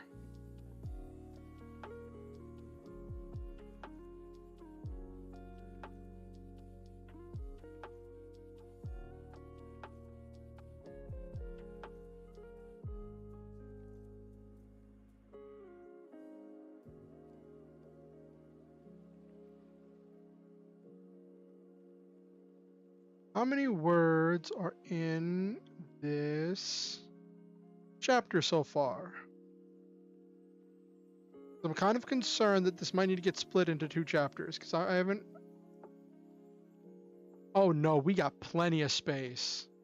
Oh no, we aren't even halfway through. We got plenty of space to keep this chapter going. Oh yeah. That's also another thing. My second work in progress, the lore one, is going to have short chapters. Just because there's going to be 27 chapters. The Doctor does love to be cringy and awkward at times and cause awkward moments.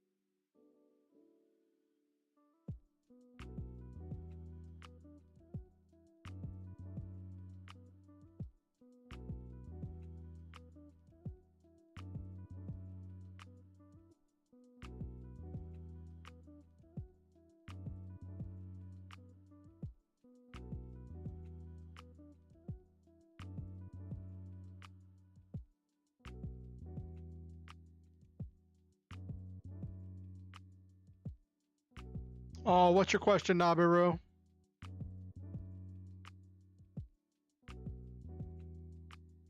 That's a question, Nabiru. How would that even work? Would it just disrupt the... Would it be like some kind of radiation to disrupt the biological processes?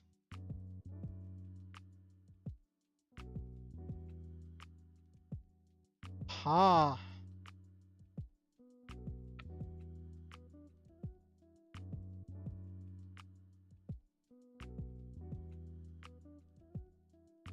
Mm-hmm.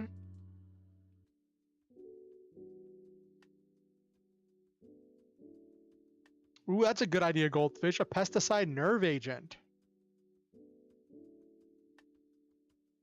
Could use that in one of the battles.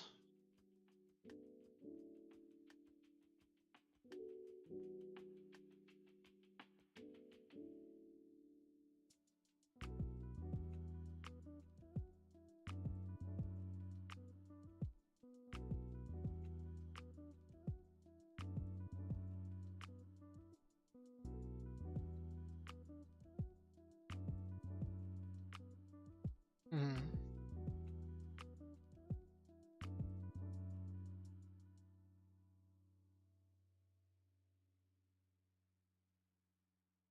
You mastered the tech, but some scenes.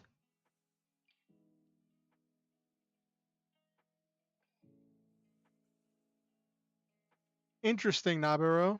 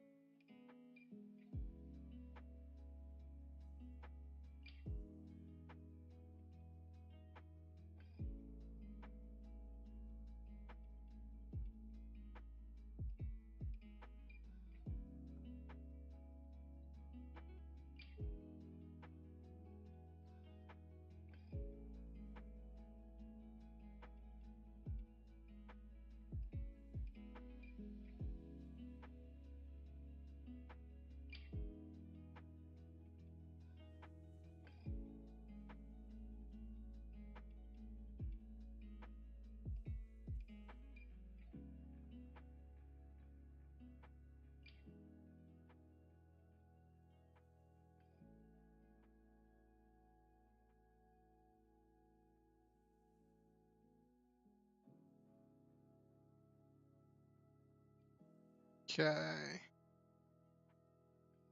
All right.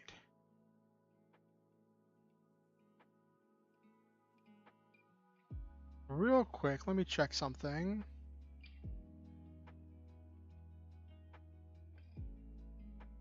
All right, good. I was making sure you're not hearing any of the background noise I'm hearing.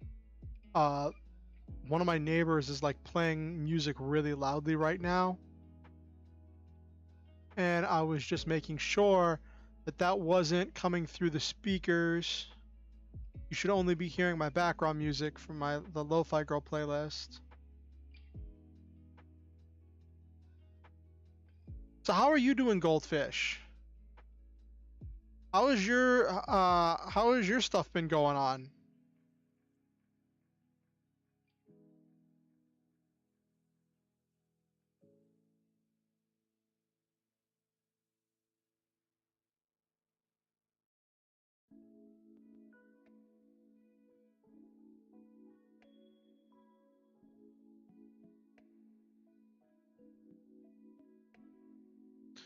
I'm curious what you've been working on, Goldfish.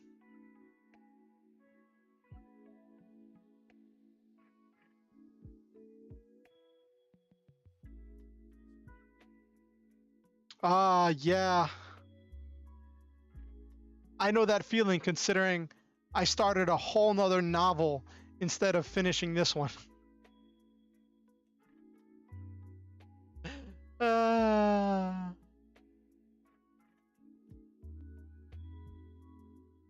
yeah, I know that feeling. Like I felt like I was hitting this like wall here, but like instead of working through the wall, I started writing something else. And like that's why I decided I had to do this on stream tonight because I'm like I really want to finish this. Even if it never sees the light of day, even if I never end up getting it edited, I want to finish this story. Yes, hit the ground running, but you're in a trampoline park. Exactly.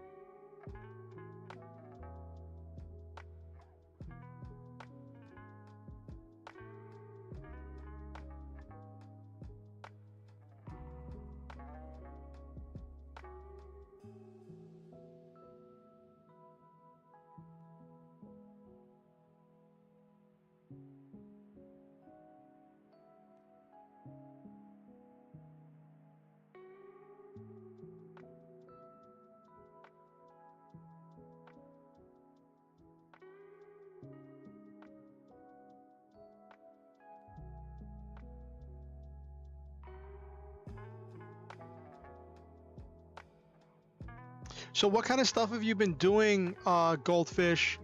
Like, what other projects have you started up? So here, what's happening is, in the story, Grief did this interrogation, but then this was my chance to show Hazel outmaneuvering Grief. And this turns out into a thing to try to recruit Grief, and then states that that Hazel left on the ship a communication device that will allow Grief to speak to Hazel, and this will be something that's utilized in order to enable them to communicate easily in the future.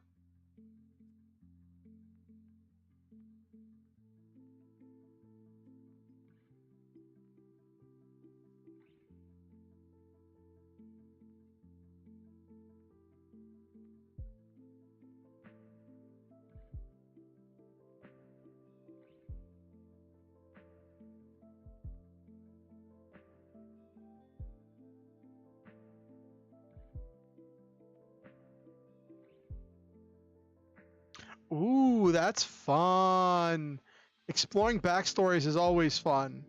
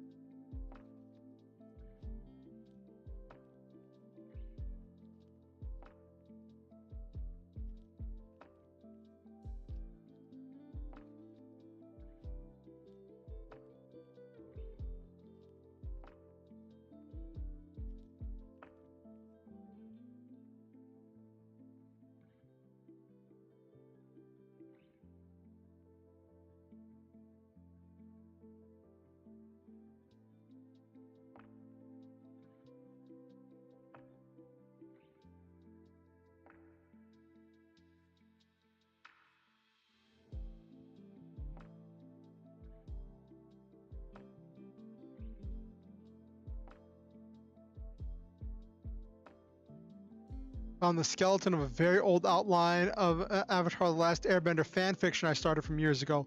Oh wow! How old are we talking, Goldfish? Are we talking like from back in the teenage years, or is Avatar: The Last Airbender is a classic?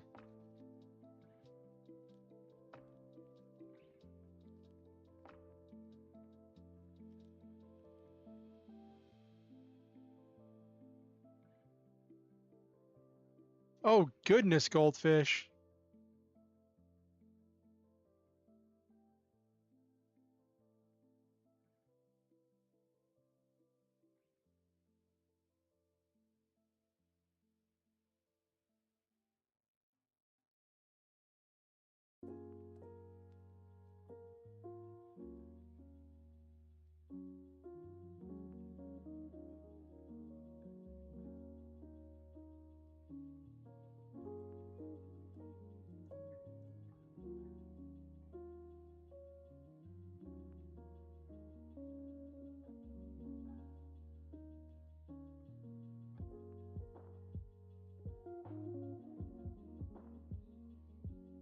So what's it like going back and seeing a story like that's got to be like looking into a time capsule, looking at something you wrote so long ago.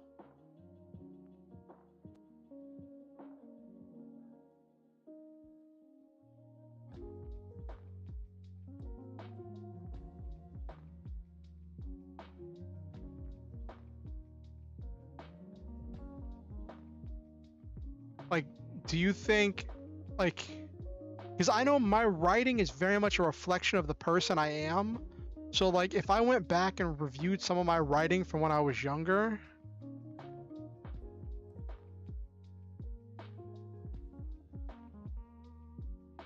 mm, it's just ideas for structure and bullet points and not cringe writing. Hey, sometimes there's something beautiful to be found in that cringe writing, Goldfish.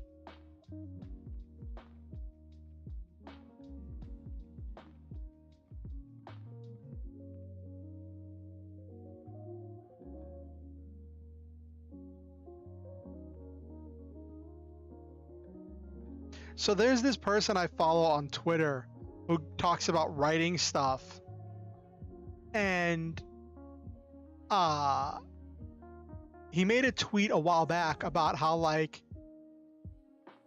it's like me, I should finish this.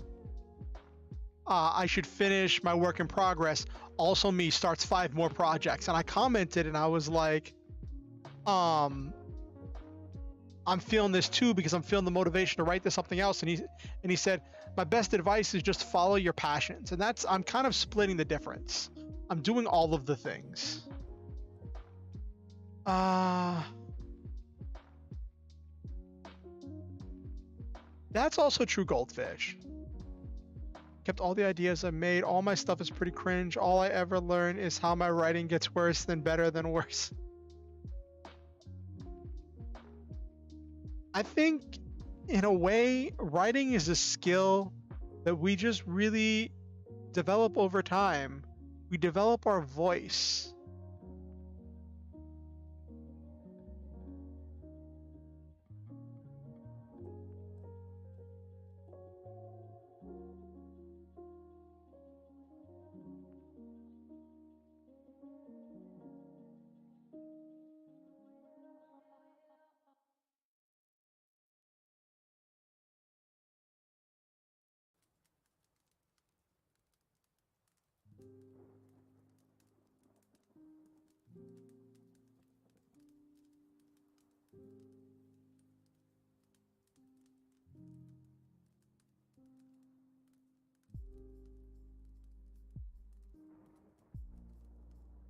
Mm-hmm. I definitely feel that. Like, I mean, even over my instance of writing this, Halcyon Avenging, this my main work in progress, over the course of writing these 40,000 some odd words, I have felt my writing develop and grow over time as I've gotten more refined and just as I've put more words on the page. Just getting more words on the page has been revolutionary for me in developing my voice and my writing style. I don't know how good it is, but I'm working on it.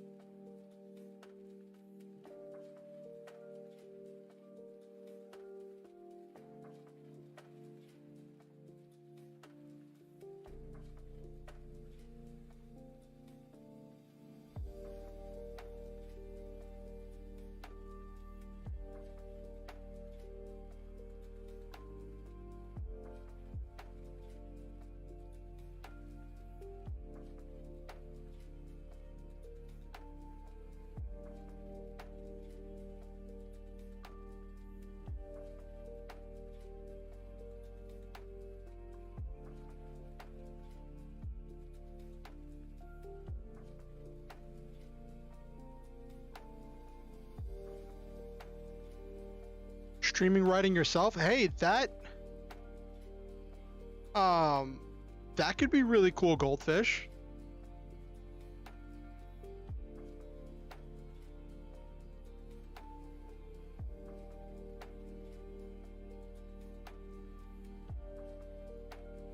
That could be really cool.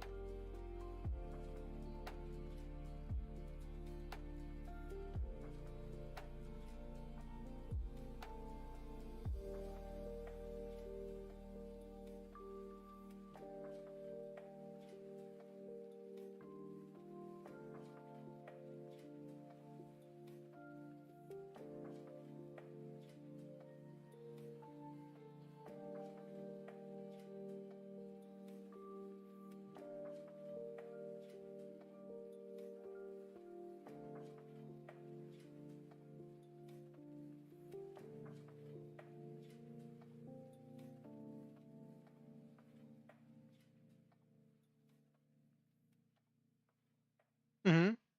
Or one thing you can do, that helps with getting a feeling of progress is, let me show you what I do with mine. Hold on. Thank you, Goldfish. I'm glad you've liked them.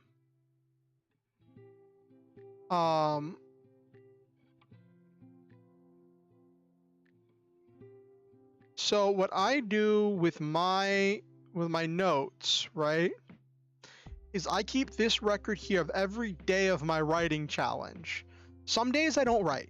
Some days I admit I don't write, and I mark those. I try to make up for them on future days. But then I keep track of my total word count, then break it down over here by chapter.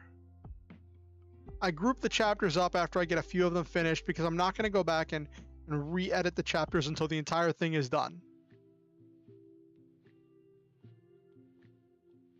And if I write something else besides my main work in progress, I try to record it here so that way I know that I'm at least getting some writing done every day. Currently on day 77 of this, and just trying to make some progress.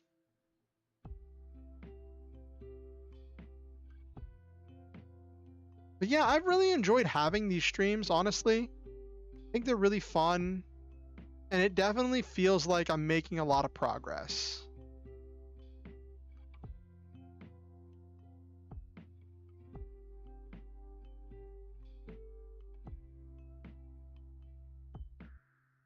Like, I'm almost at the bare minimum to be considered a novel. To be considered a novel, it has to be at least 50,000 words. We are almost there. This novel's probably going to be between 80 to 90,000 words just because of length, unless a lot of things accelerate really, really fast. Yeah, day one. Like, boop a doop a doop a doop a doop a doop. Day one, I wrote 332 words.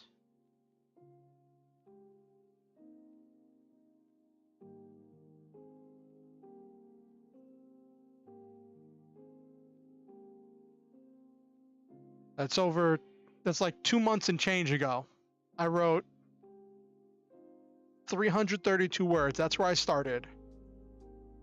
And I've averaged between 300 to 600 words, and this month I'm trying to double up and trying to get a lot more words done. And it has just been accelerating. And the thing is, I was reading an article that was talking about like some stuff that Terry Pratchett had said, because that's where we got the idea for the writing challenge. And he said, like, coming back to the well of the story every day lets it stay alive in your mind.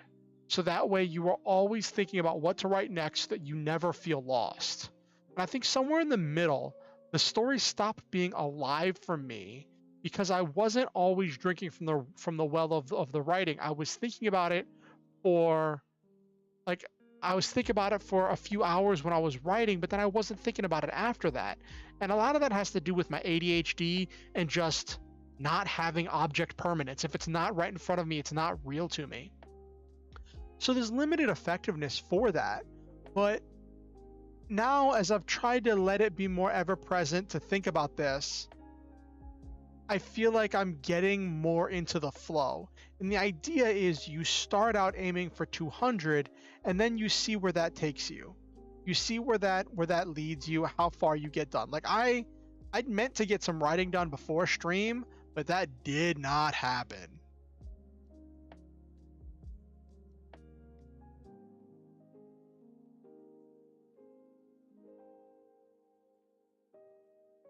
Just because I was working on making a video and I was working on something else.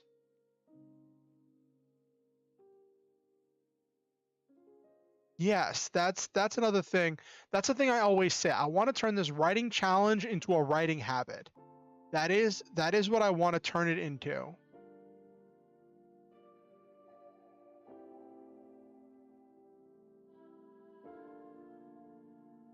I want it to just be a normal thing that I write. That I'm always writing something.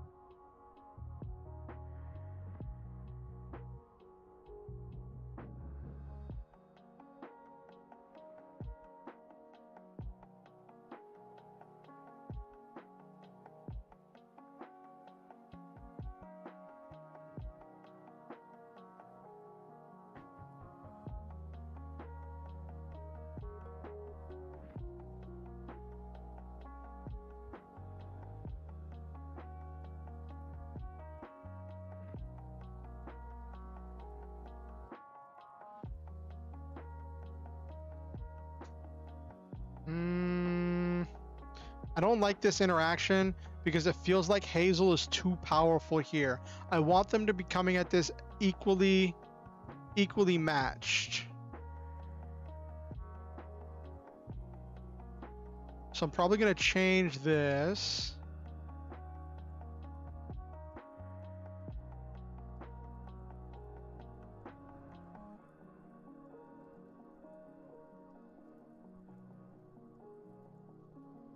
How do I change this in order to make it to give Grief some kind of a win here?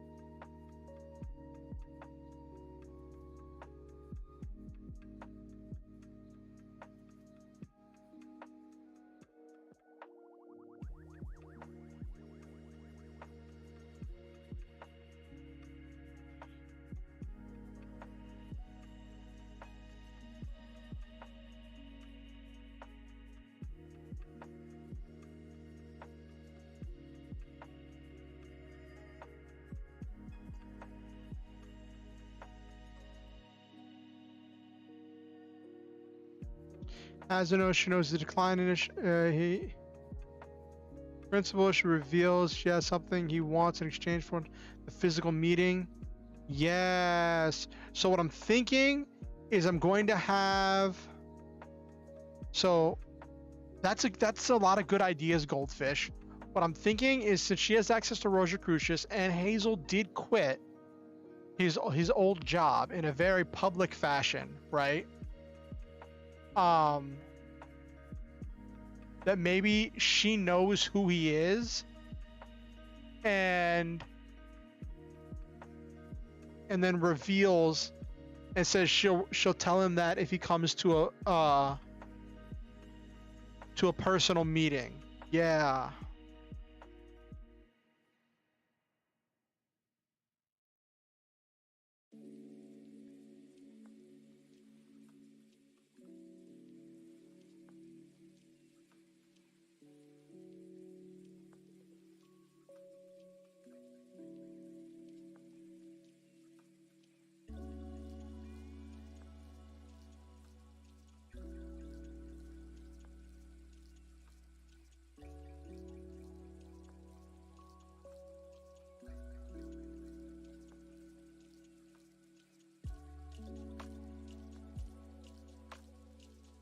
So she knows Hazel's last name. His last name is Adelia. Which is funny because I don't give characters last names unless it's relevant.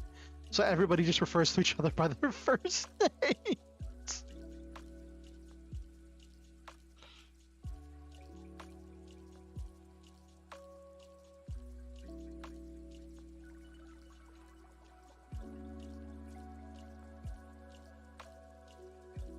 Yeah, Nabaru, it is very anime.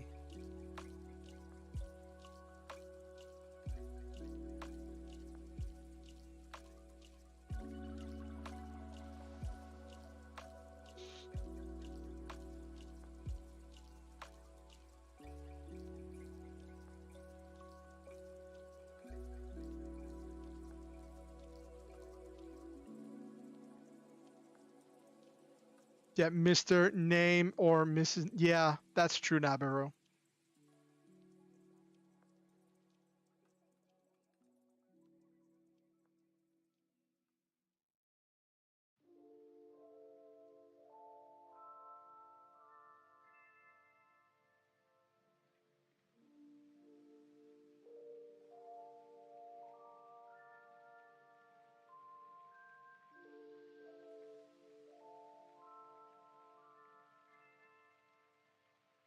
I zone out on them entirely. Maybe once they're introduced, but after that, straight to first. Yep. Oh, really? What character is that, Nabiru?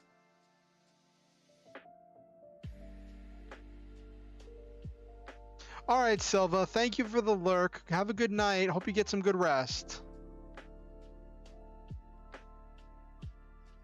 We're probably gonna start winding down here in a few minutes anyway.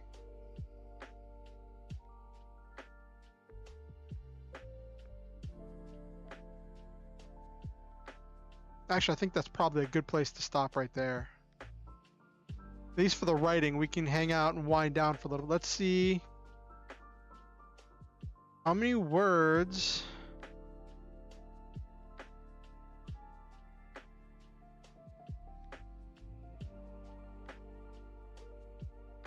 We got 1,387 words.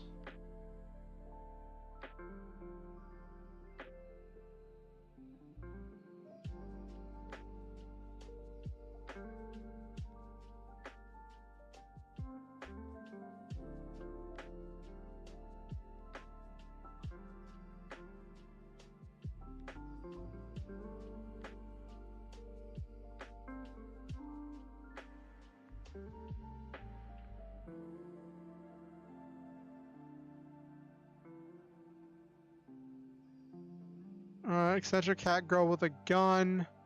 It could turn anyone into a cat girl made with Okay, that's really creepy, Nabiru. That's really creepy. Not gonna lie, that's kind of creepy.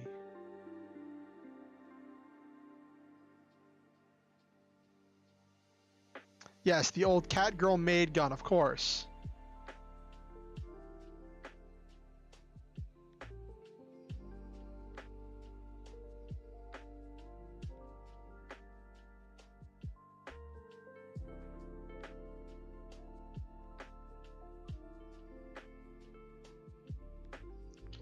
I have no doubt that it's supposed to be that, but it definitely doesn't sound like that.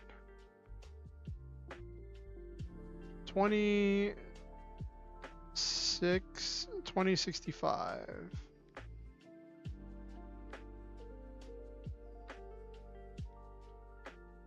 Okay.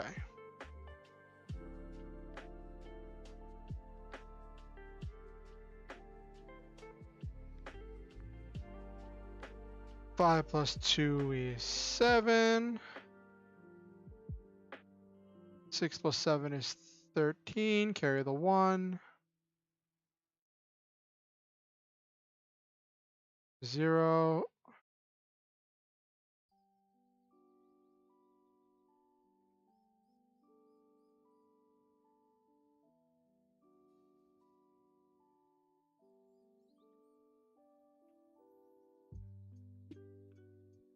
All right.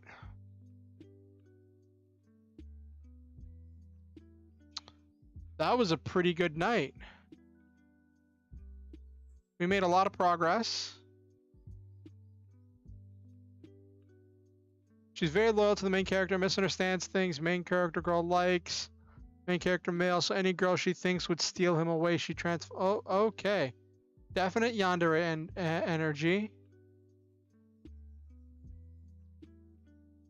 43,037 is what we are up to.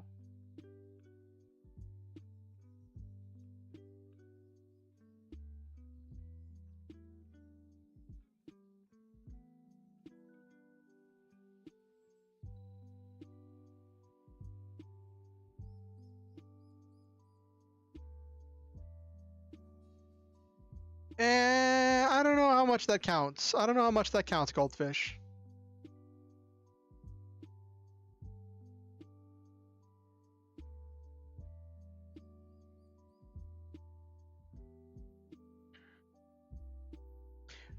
It definitely sounds funny. It definitely sounds funny.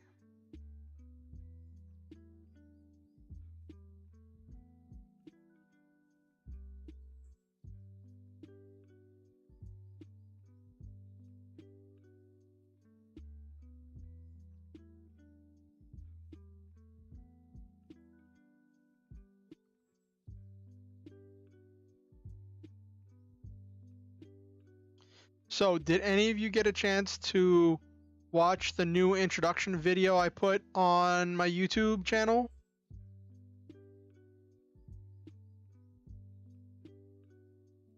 Every alien species, all of them, even the ones from the Alien movies?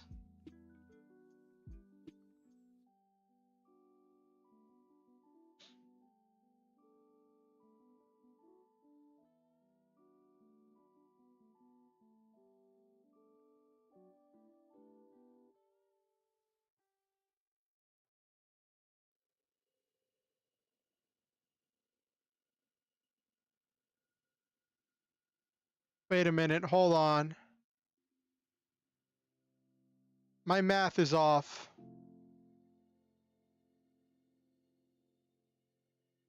Hold on, my math is off.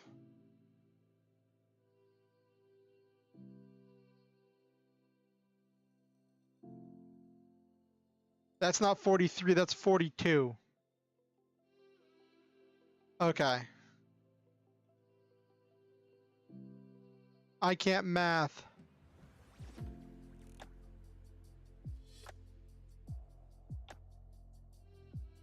I thought we skipped something. I'm like, I don't remember. I don't remember writing that extra 1,000 words.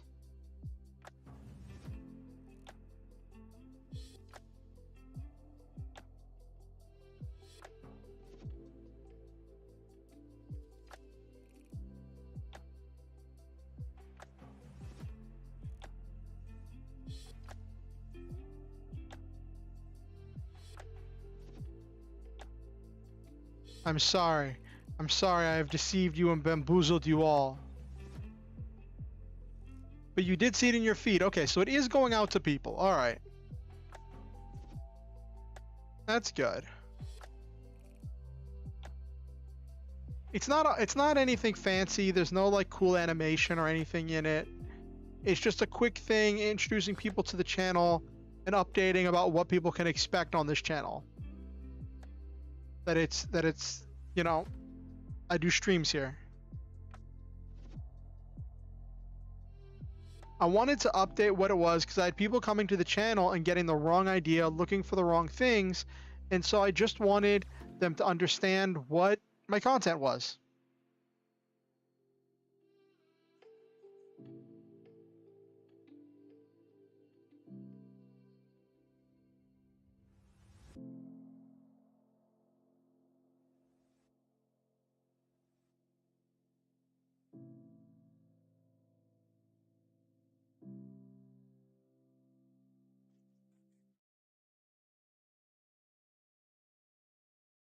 So, alien character named Hydra, what do you think they look like or could turn into? I'm presuming they could turn into a Hydra. A multi-headed, some kind of aquatic beast. So, as we're winding down and ending the week, I'm curious, how was everybody's week? Goldfish, you said something about, you were talking about finding those old documents and starting a new project. Do you feel like you've made any progress on that, or has that just been more of a recent thing? Oh, they don't turn into a Hydra.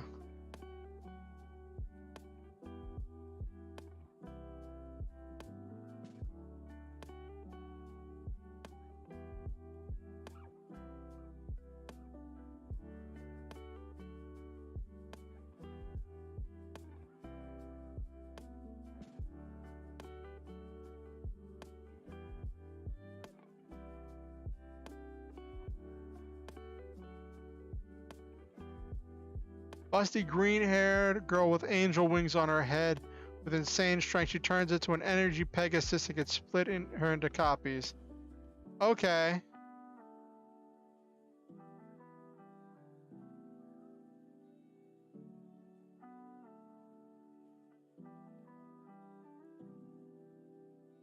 Last week I finished an adventure module for a D&D group, so that was nice.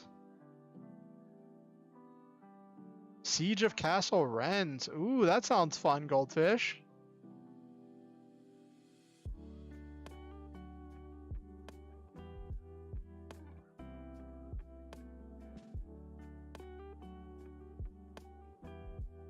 It's anime, what's logic? I guess.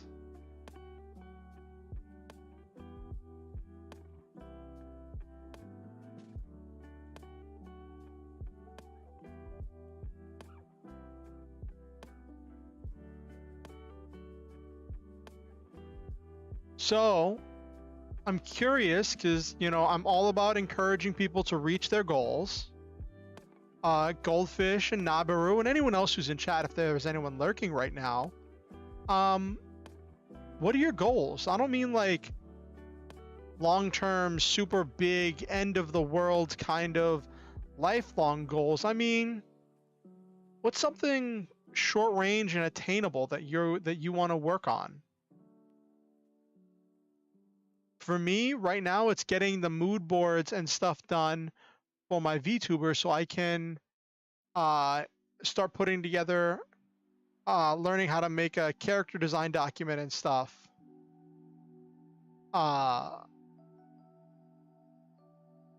Or eventually getting my model made, getting a professionally made model. Not that I don't like this model, it's just I'd kind of like to have a bit of more high detail one. You're putting your head to the grindstone. That's cool. On your short story, that's the backstory one, the one that's the backstory of a character in your friend's D&D campaign, right? Another short-term goal for me is I want to get VStudio stuff, background stuff, and my D&D anime quiz. Ooh, that's exciting. That's really exciting. So,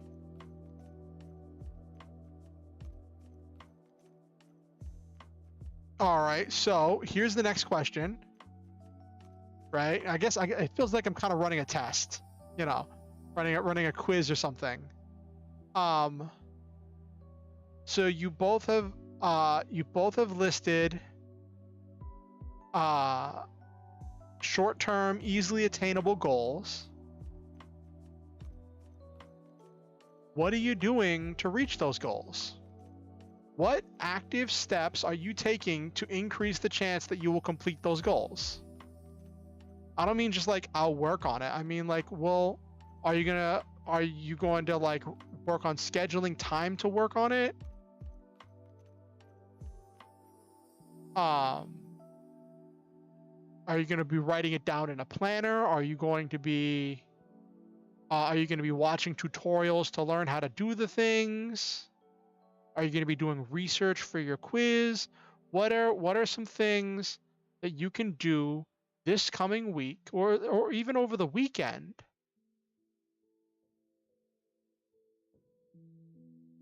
Tabbing out Google Sheets and keeping legit track on progress for sure. Yes, that's definitely something powerful. Keeping track of your progress.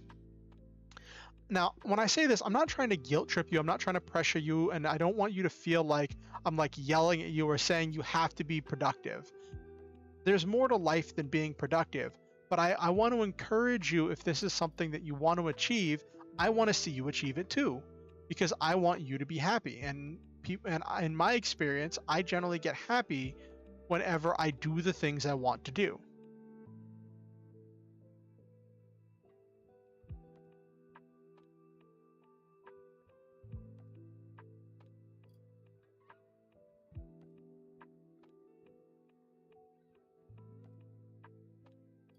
So you're going to be keeping a legit track of your progress, Goldfish. That'll be interesting. You'll be able to see. Are you going to be keeping like daily track? Are you going to be keeping like are you planning to do like a daily writing habit, like what kind of like what I do, or are you planning to do that? If I don't have the urge to do it, I don't do it. If I have the urge, nothing else exists but that. That's a rough one, Nabiru. Daily word count? All right, Goldfish.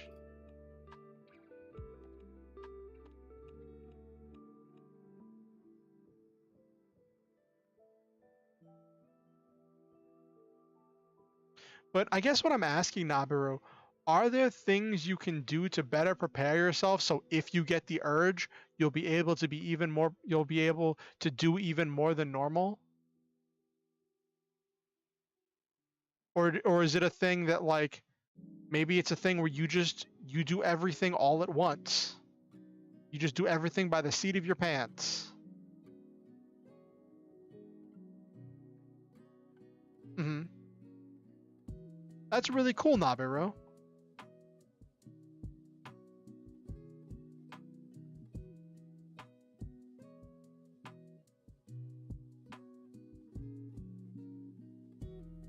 Spend a lot of time on outlining. It's the actual writing where I get stuck in my head on getting it perfect instead of just writing the words and making it better later. Yes.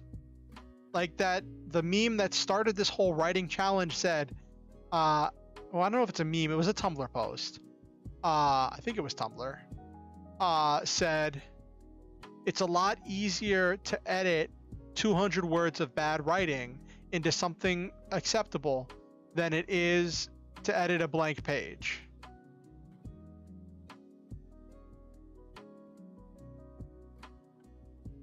Like right now, if I wanted to, I could go back and completely rewrite the entire first half of what I have for Halcyon Avenging right now. With what I've learned and how I've grown as a writer, I'm confident I could go back and completely rewrite that entire first half. But then I'd never get it done. I would get so caught up on that rewrite that I would never get that sense of accomplishment of finishing all the way to the ending.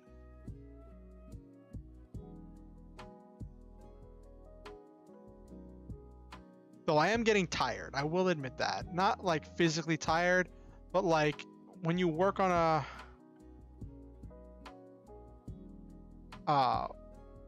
project for so long, it can get exhausted. When it happens, a lot of ideas will hit and I can stay up for a couple days to do it. So probably have stuff set, but you don't remember. Oh no, Nabiru.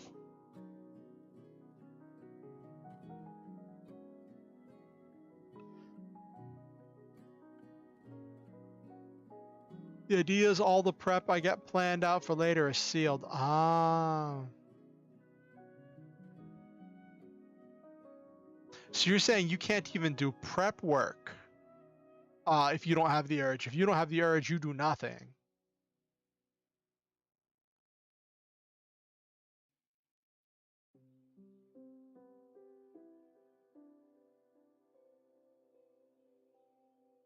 Which is kind of how I work. Kind of. So like, I can push myself to accomplish things whenever I'm not in the zone. For a while, it could take away some of the magic from the story. Got to hold inspiration to write stuff that excites you. Yeah, that's kind of where I'm floating around a little bit, Goldfish. Like, and that's why I took a few days off to write for the lore stuff. And I just wrote a simple, like, I just wrote a simple, like, you know, base 200 words, or maybe not even writing in the main work in progress for a few days just to get some stuff refreshed. I'm feeling a little bit more refreshed. I just don't want it to fade, I guess.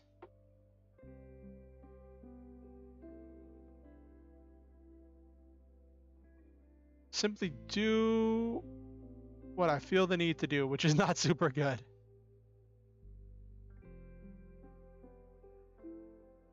Yeah.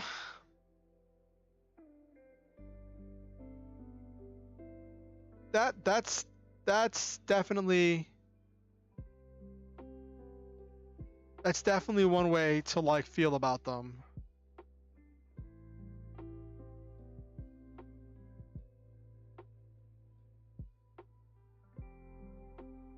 So what's everybody doing this weekend?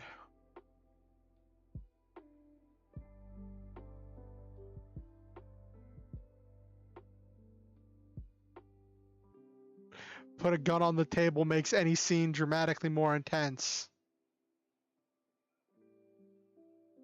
Ooh.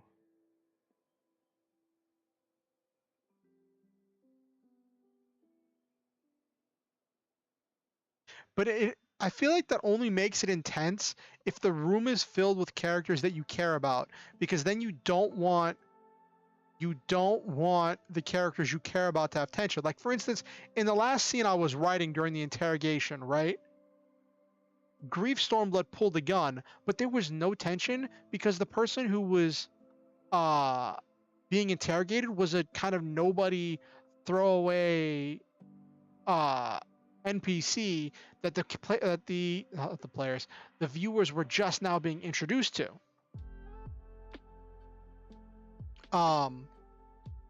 If that gun had been pulled and it was Hazel, or if it was Fern, then there would have been tension.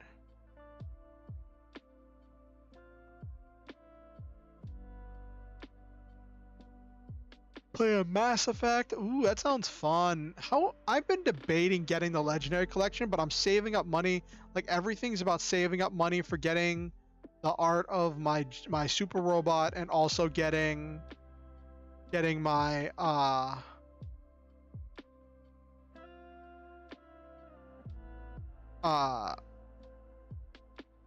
getting my model made. Yeah, it's got to reveal character. It's got to reveal character or evolve the plot. And I feel like most of my scenes do that now. Some of them towards the beginning were not doing that super great.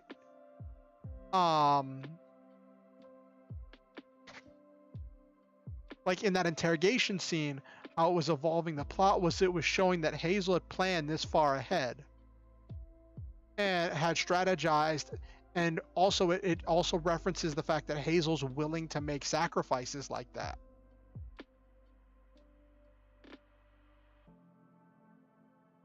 Oh, there is one point I need to add. What's that one point I need to add, Nabiru? Tell me.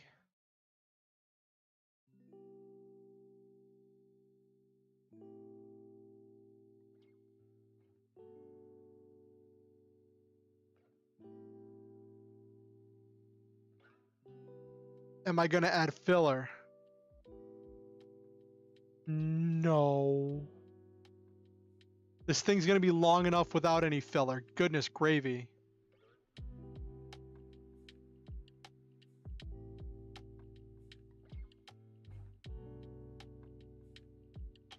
Though, one thing that I do have to add, so one of my main inspirations is Sapphire. Everything does seem to have filler. One of my main inspirations to be a VTuber is this VTuber Sapphire, who she runs this. Her streams are all about positivity and encouraging people, and all that stuff. So she's one of my huge inspirations. And I was at one of her streams the other day, and she knows about my character and some of the stuff I was working on. And I was telling her about, because I was in chat, and I was telling her about how I'm working on a novel based on my VTuber lore. And then I was trying to explain it, but it was like, I don't think she's like a mecha fan. So she's coming to this from like a fantasy kind of fan. I think she's a fantasy kind of fan. Oh, beach episode. Okay, Nabiru. And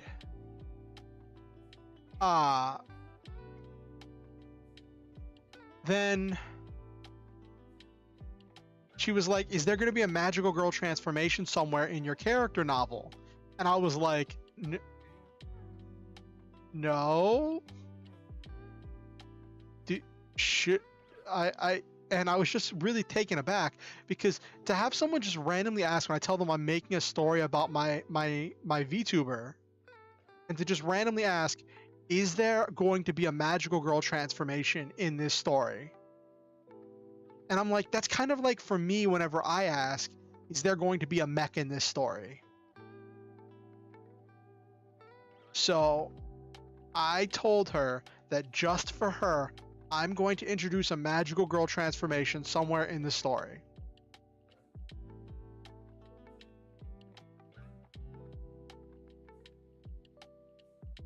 So somewhere in Orion's training arc, whenever he's learning how to be a star hunter, whenever he gets the cyber suit for manual control of the ship, it's going to be a magical girl transformation to get the cyber suit.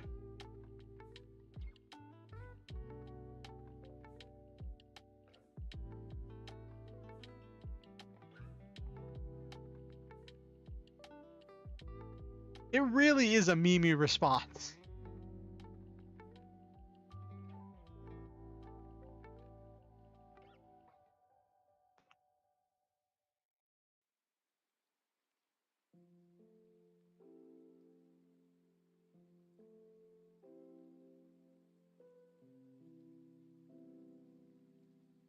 Yes, Nabiru. Have you got a brainwave?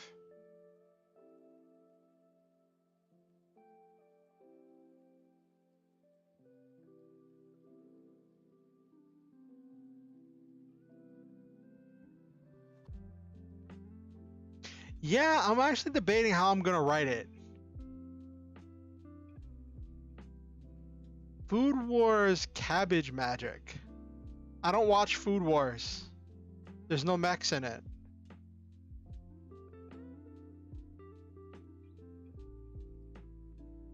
If I wanted to watch cooking battles, I would watch actual chef cooking battles, or I could watch old reruns of Iron Chef. Those were good.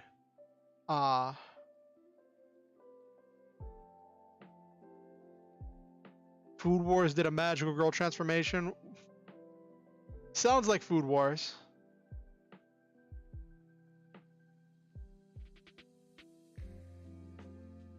Talking about Food Wars reminds me of that time that, remember that, you know that YouTuber Chef BK, the YouTuber chef? He, like, a lot of his original stuff when he started was doing his reactions to Food Wars Food Wars episodes. Or I think he was like doing reactions or reviews to Food Wars episodes. And like that was like a big part of his content. At least it seemed like it from what I've seen. I didn't really watch him back then. I started watching him after he'd kind of not been doing that as much. But I remember I saw a video where, like, for some kind of subscriber special of, like, 1,000 or 10,000 or I don't know how many he's got.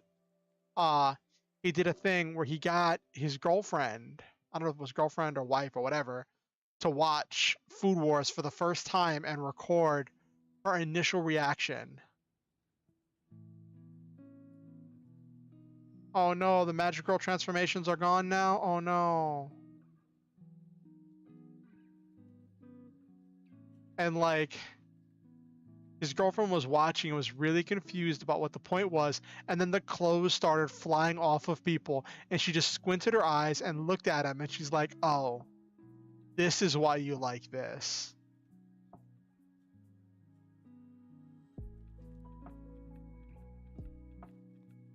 Oh, Chef BK's reactions? Oh, did they get copyright struck? Did they get copyrighted?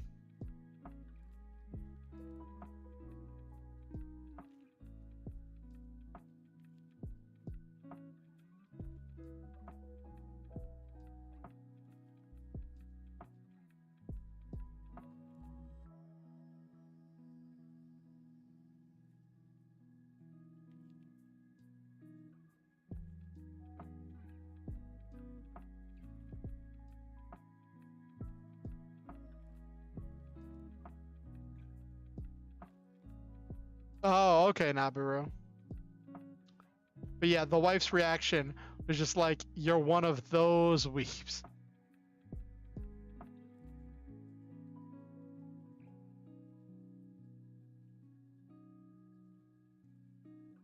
Oh my gosh. That was hilarious. So what are you all going to do once I end stream? I'm curious. It's kind of late. It's a Friday night. You're gonna go out and gonna go hit some late night parties or some after parties or stuff.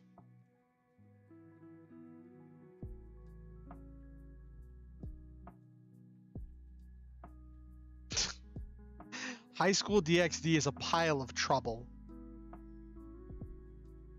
It is an absolute pile of trouble.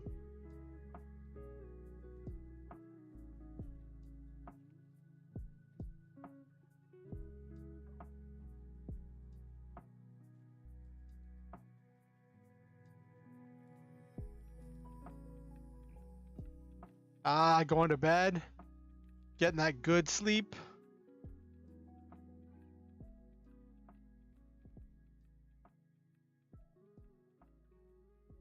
I'll probably be up for another few hours writing in my lore novel, because I want to get some writing done in that, or maybe I'll do some work in my video game. I haven't touched that in a few days.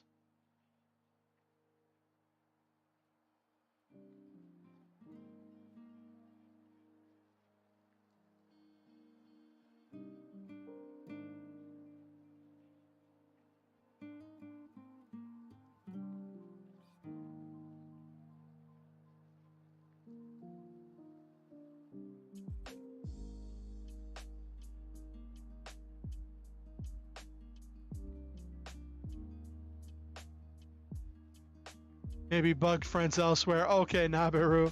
Sounds like you're gonna have a blast. Sounds like you're gonna have an absolute blast, Nabiru.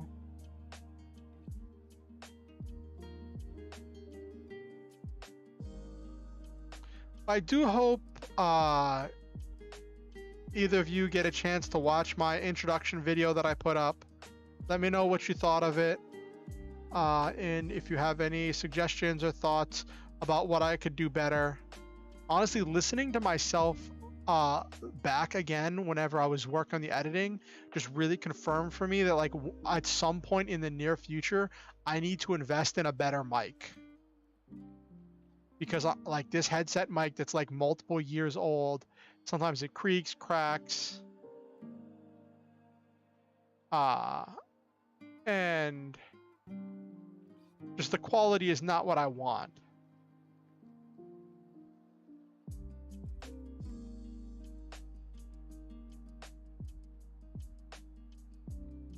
It's on my list of things to get.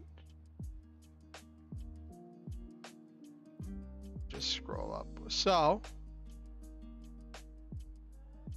see if we had anybody else pop in chat that I'd forgotten about. All right, so to Silva, Nabiru, and Goldfish, and to anyone else who watches this VOD and comes across this later, or anyone who's lurking and might not have said anything in stream, or anyone who came in for any amount of time, I want to say that I love each and every one of you, and I believe in all of you.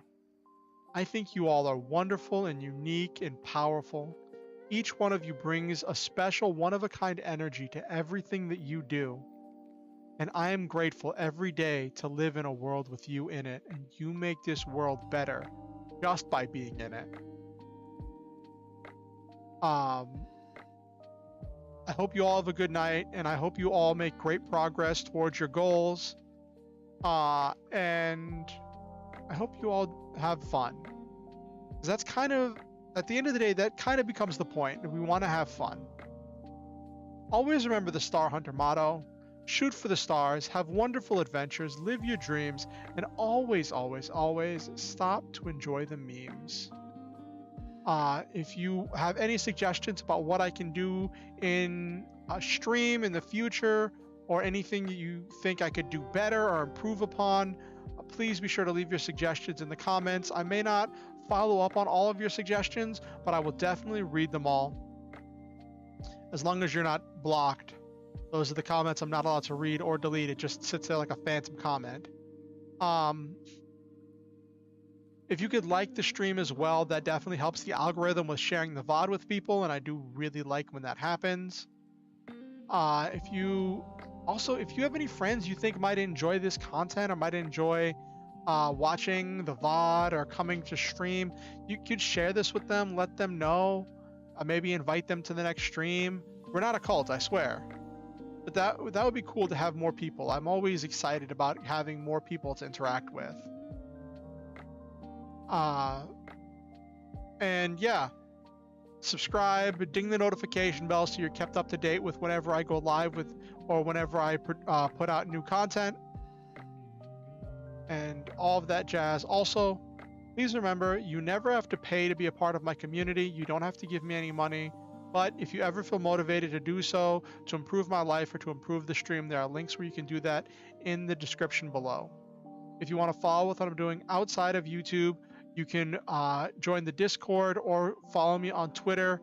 Links to both of those are in the description below. Have yourselves a wonderful night. One of these days, my outro will make more sense and will not be just random word vomit.